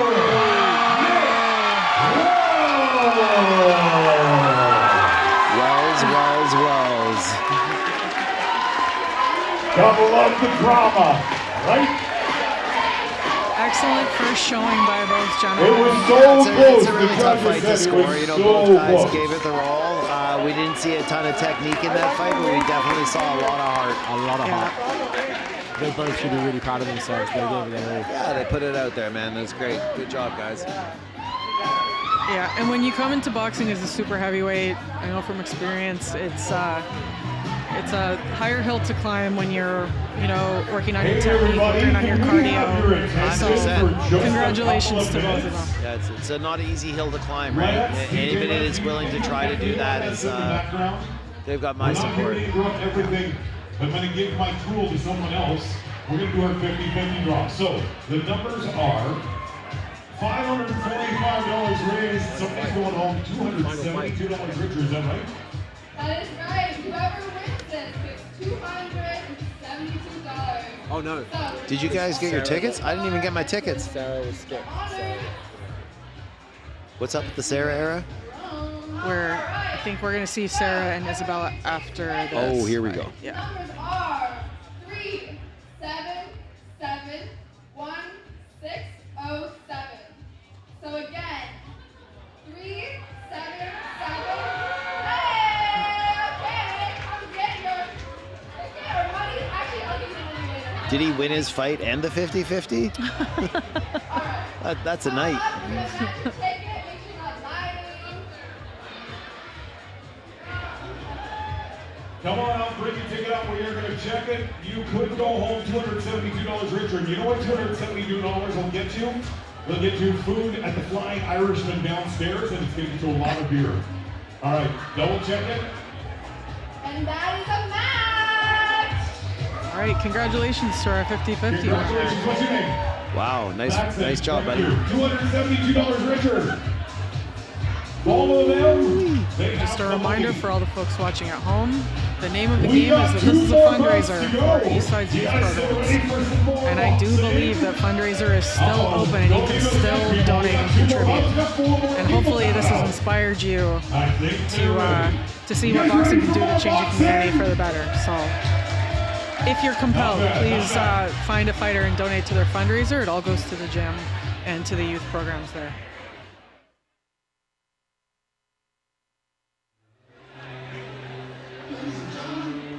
All right, so I believe we're now back to fight.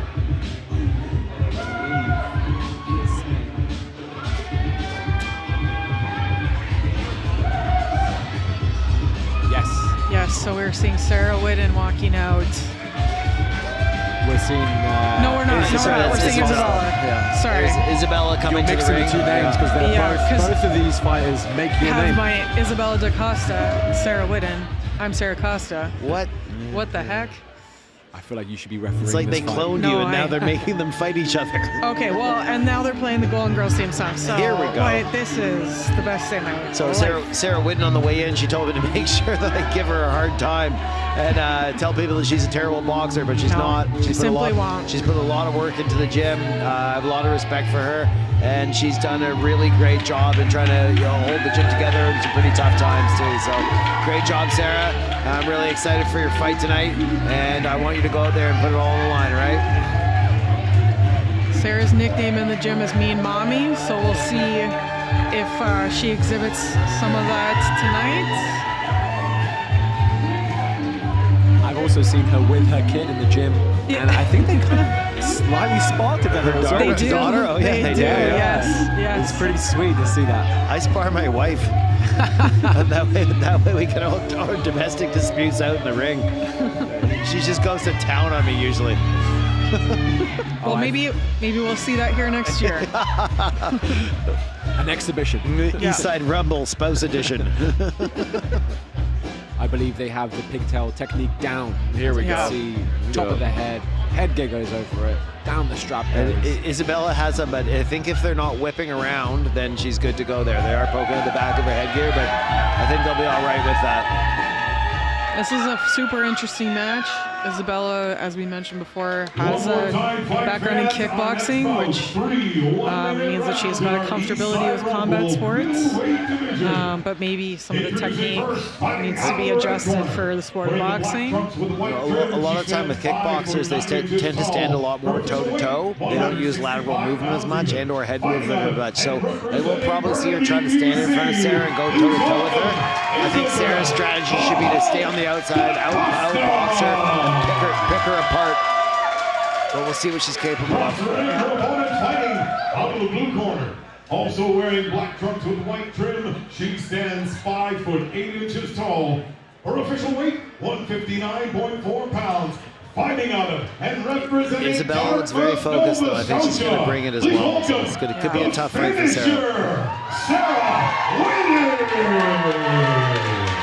Isabella mentioned that her dream combo, if she can land it, is a 1-3-6-3. Okay. Let's see if she can do that. Yeah. Like Casamoto said, everyone has a plan until they get punched in the mouth. You know, I had a lot of dream combos. Yeah, exactly. I've had a lot of dreams about a lot of combos. But I agree. When you land the combo that you've been drilling, It's sweet. feels sensational. Sweet science, my friends.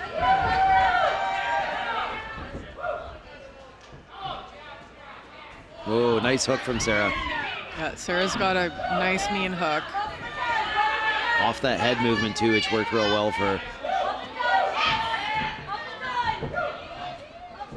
That's it. Isabella's got the chin up in the air a little bit as she comes forward. So, Yeah. but her movement, in spite of what I said earlier about kickbox, has actually been pretty good. Yeah. But if you notice, she's only moving to the left. Which could leave her open She needs for to that be able too, to step over to there. She goes over to the right a little bit. There you go. Yeah.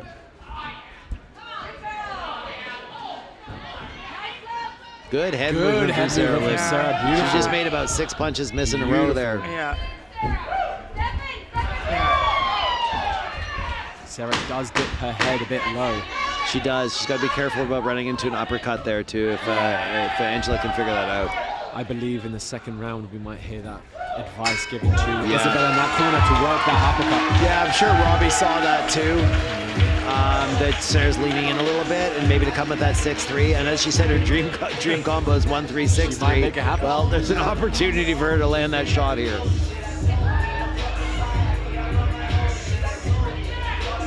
That was a very close round. I think that you could give it to either boxer realistically. There was a couple punches landed early by Whitten and a couple landed a little bit later by Isabella. So I don't know. Depending on what you like, that was close. Don't ask me. I have no idea. That was too close for me. Yeah, I think so too.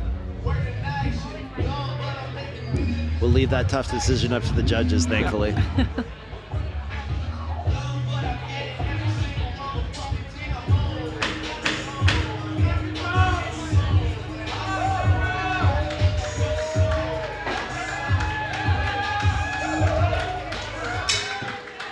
Here we go for the second round.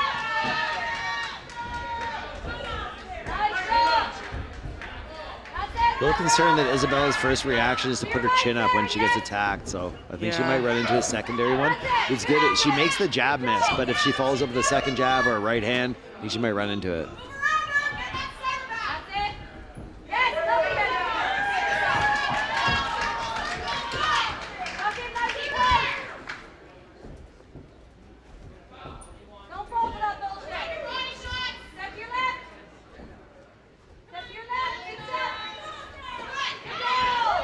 Sarah's tendency is to go to the body, but there's some chin real estate being Yeah, left open definitely. for the taking. Yeah.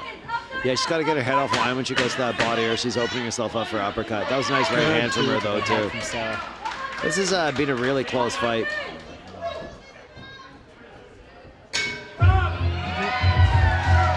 Wow. Another tough round. I think that Sarah Whitten landed some punches there. You might have given the first one to Isabella, the second one to her. So this is anybody's fight. Up for grabs here in the third. They're going to have to make a statement to win it. Yeah, I think Sarah needs to kind of work a bit higher and get some headshots in there. She's working the body a lot, but Isabella is wide open for the headshot. Yeah, I think Isabella's got pretty good range control. It's not the greatest because she's pulling her head up and back. I'd like to see her step back or pull her back foot on that pull, but she is getting out of the way of the first punch. So that means you have to throw a second or a third. Because if she's making the first one miss and you're not doing anything else, you're not making the point you're trying to make there. So if Sarah can come forward, double up that jab and throw a right hand, or even throw a 1-2-1, emphasizing the last one, I think she'll start to land that second and third punch. But we'll see what Isabella's got up her sleeve for the third round too. It's anyone's fight. Really is. There you go. There you go. Yeah. Yeah, there she goes. She's targeting the head now. Yeah. Watch me. Beautiful. Oh, again, same shot she landed in the first round with that roll to her left and then throwing the three off of it. Yeah. Nice movement. And I would say may have been a low blow there, Yeah. but that's all right. it's good to see them maintaining the intensity in the third round as well. Neither of them look particularly gassed. They're both giving it all.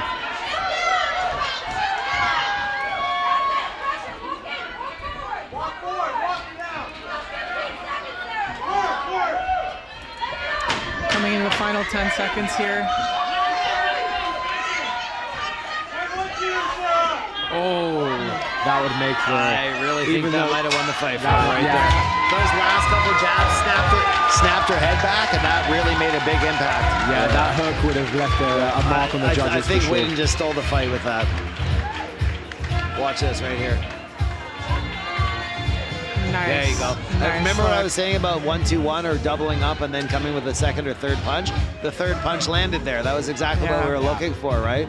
I think that she executed that perfectly. I'm not even cornering her, so I'm pretty sure that Sarah, who is her coach in her corner, told her the exact same thing and really got her to land that shot. That was great. You know, if the first 2 rounds were draws or even, I think he really could have given her that third round.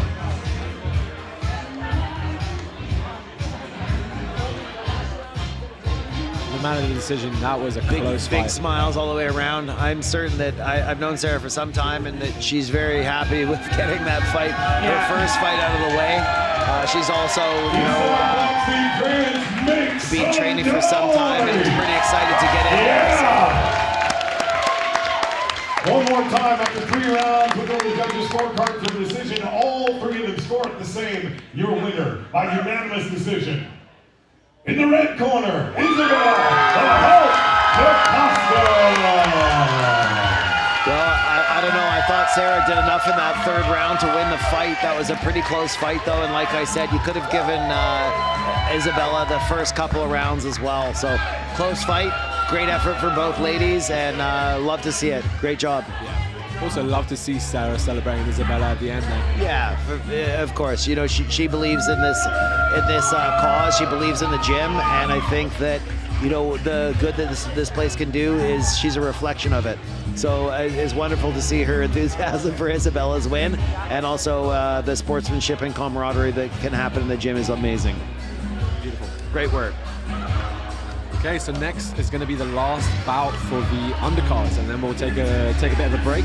How many fights was that? That was went by 13 quick. 13 fights. Wow. Yeah. Well, I remember when I used to corner all these fights, but the 13th fight, I could barely speak. And then for the next 2 or 3 days after this event, I had no voice whatsoever. So it's kind of nice being on the mic and not having to yell for 15 to 30 fights or however many there is. Well, I've brought Life brand lozenges. Oh, not that's a smart- not a smart, sponsor, yeah. not a sponsor, but you know, just With the mic, I hate here to yelling, so I help, should be good, but thank you. That was a good idea. Life, if you're hearing this, please reach out to Eastside and donate at least 10 grand for that. yeah, or just a big truckload of awesome. lozenges, I Yeah, guess. big old lozenge. Yeah. No, it's a great cause, and a lot of the people on the downtown east side that don't have anywhere to go, east side can be a place for them.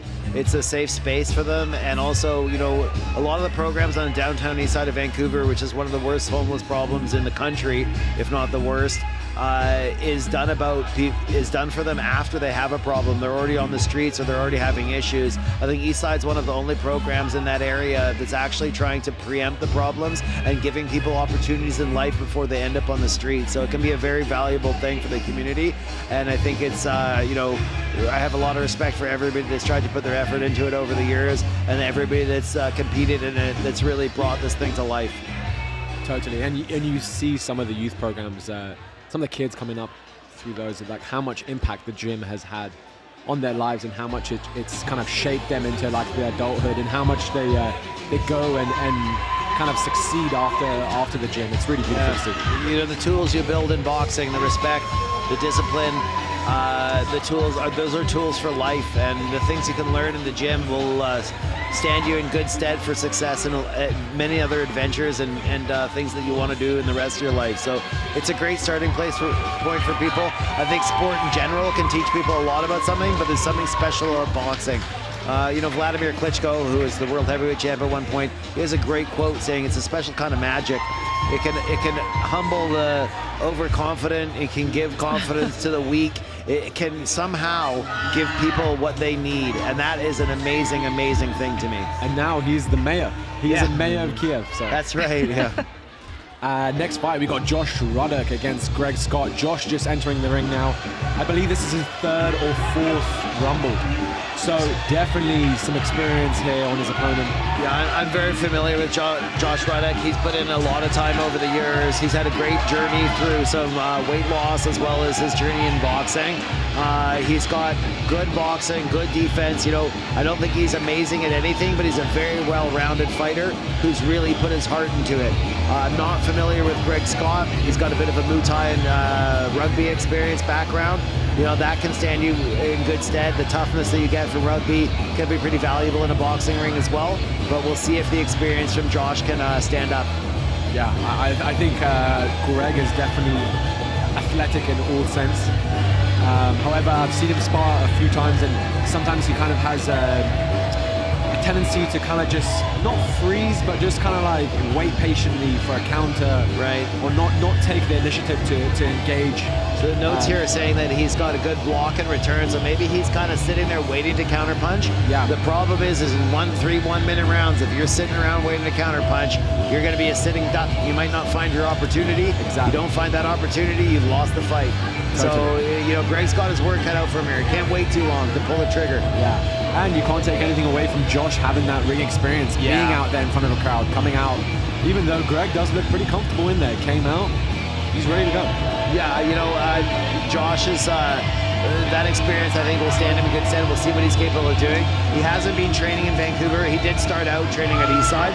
He's moved up to Kelowna and has been, Kamloops, and has been training out of Kamloops recently. But they've got some good boxing gyms up there and some pretty tough kids as well, too. So hopefully he's had enough work in that environment to get him prepared for tonight. Totally.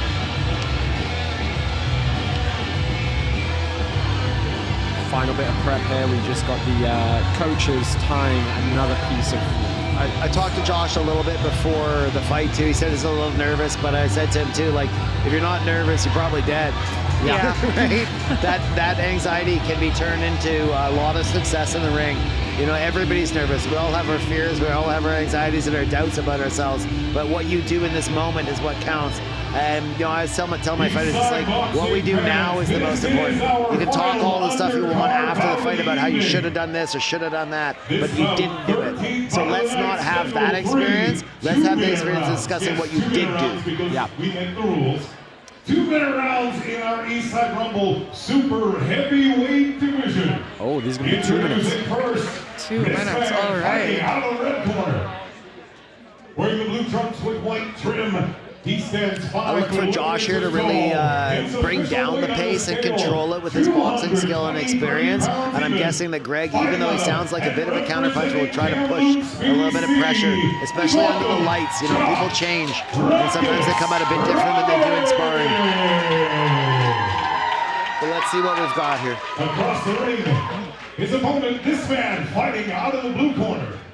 Wearing the black trunks with gold lettering, he stands 5'11" tall. On the scale, his official weight, 229 pounds. Fighting out of and representing Hong Kong, please welcome Greg Too Hot Scott! Wow, I didn't realize we got so international in this. We got a bunch of competitors from across Canada and now a guy from Hong Kong. It's exciting.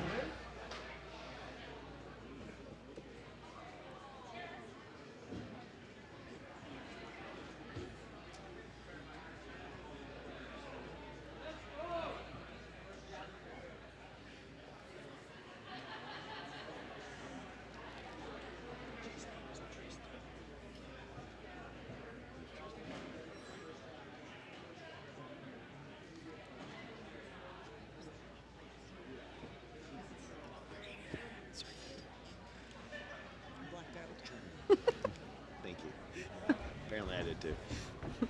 All right, folks, here we go. I'm looking forward to this fight. I think we've got a lot of experience and a lot of athleticism in the ring right now. Let's see where we can get to with it. And our first 2-minute round fight of the evening. Amazing, yeah. That gives the fighters a little bit more opportunity to set up some punches, take a little bit more time with their boxing, and find the distance, find the range. So I think we're going to see that here with Josh. You know, already I can see Josh establishing his boxing skills, experience, and he's doing a really good job of it. He certainly is. Greg looks a little overwhelmed, to be honest. Yeah. He's really throwing all He's sorts of got to punches. throw a punch back. Yeah. Good call by ref Derek Hoyt there, giving him the standing 8. You know, like I was saying earlier, experience can be a game changer, and I think we're seeing that right now. Yeah. He threw a good 5 to the body, connected right in the liver. By the looks of it. Yeah, and you know, Josh is doing things that a less experienced boxer wouldn't. He's changing levels. He's got little head movements and subtle slips that he countered off of right there. His experience is really showing. We're also seeing a flurry of punches in a row. Oh, that was a beautiful body shot from Josh there too. low 3 to the liver and come back upstairs, right? Some of the Yeah, less, you know what? This fight's not could going to make it go 3 stop. rounds. Yeah. I feel like this Especially could with be a the first round. Yeah, especially with the 2-minute rounds versus the 1 minute. He's got Josh a lot more time to operate, and I think that Greg's in deep here. Greg really needs to bite down in the mouth chew and really go for it. Yeah, you see that fake from Josh too. Yeah. He got exactly what he wanted from Greg. He got him to bite on it right away. There was a shot from Greg though. Oh, he just got hit again. Yeah, we're seeing 6, 7, 8, 10 punch combinations from Josh. Working Yeah. good openings, body, And head, zero coming back from Greg Yeah. here. You know, it said that he covered and countered. Oh, there it is. He came with a counter, but he's waiting too long. You know, you can't let the guy tee off on you like this, right? Wow. Yeah. Big overhand rights landing. To be frank, this is a pretty dominant performance from Josh. Yeah. He dominated every moment of that round. He got hit with 1 punch coming back, and I think he landed upwards of 15. So, Yeah. you know, pretty easy pick there for me. Yeah, look at the highlights here.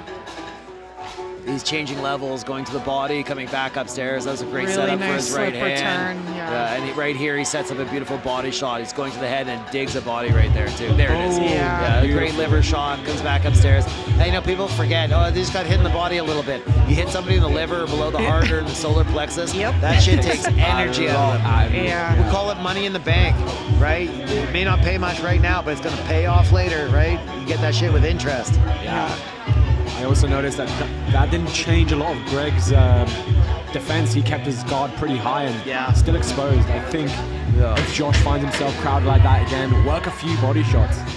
Yeah, He works 2 or 3 like that, he could stop it. I think so too, and I think that the other thing it does is it deoxygenates your brain, so you get a little bit of less oxygen coming into you, so you're actually easier to knock out or stop to the head afterwards. So if Josh can continue to attack the body a little bit here, I think he's going to set up a stoppage to the head.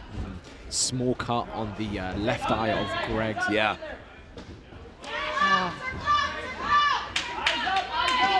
Wow, beautiful body shot again. He's having a lot of success. Greg's trying to get out of that corner, and Josh is just following him around. Fight's over. Okay. Yeah, I think that was the right call. You know what I was just about to say? If I was in Greg's corner, I was considering throwing in the towel at that point. He's obviously outmatched here a little bit, and I think that he wasn't able to turn that around. So he's just getting hit at that point. You got to stop the fight. Great job by Ref Derek Hoyt. I do like how the ref kind of gave him one more round to try and find his Gave him a feet and chance, come yeah. bahave, because you could have called that in the first one, but He gave could him- have. Yeah, he gave him an opportunity to say, hey, can you turn this around a little bit? But I think pretty quickly we saw the discrepancy in experience there. Yeah. You know, Josh has definitely been in there a few times, and it really, really showed right there. Yeah. Like I said, again, favorite ref in BC boxing. Yeah, I would Like, agree. he's always fair. He's always very I stern. would agree with you. You know, him, Jeff Lalji are some of the top guys, I think, in the province. We had them at Monarch Boxing for the youth and junior provincials when we had them, and they both did an amazing job on those events. There's, you know, if you do love boxing and you want to be around it but not competing, there's opportunities to be part of the sport as a referee or as a judge. You can contact BC Boxing on their website, and also, you know, we need more people. So it's like if you're interested in the sport, you want to do this, sign up to be a referee. They will teach you. There's training programs that they will put you through on to how to be a good referee and how to obviously learn the rules of the sport and what to do. But if you're interested in it and you think you might be wanting to try that, go look on BC Boxing. There's definitely courses that are offered. Enough calls to stop to this fight. 1 minute, 34 seconds of the second round for your winner by ref stoppage. In the red corner, Josh Ruckus Ronnie. So, really a dominant performance from Josh, but again, you know, that experience is really hard to overcome. So you got to give credit to Greg for getting in there. I thought that he tried really hard. He just was overwhelmed. You know, when people can have a half decent offense, but if they're constantly getting punched, your hands stay at home, right? Exactly. Yeah. He couldn't get his hands off. And you can't take anything away from Josh. This is his 3rd or 4th fight. He's got that experience. He knows how to be in there. He knows how to keep composure. He knows what it's like to be overwhelmed, and he knew how to turn it on in his Yeah, moment. he did what he had to do. He got the job done. He did it really effectively and efficiently. You really can't ask anything more from Josh. It's a great fight. Great, and now we're going to take a short break until we come back to the title fights. We'll be about 20-30 minutes, and we'll see you guys soon. Amazing. Great job, guys. Cheers. Cheers.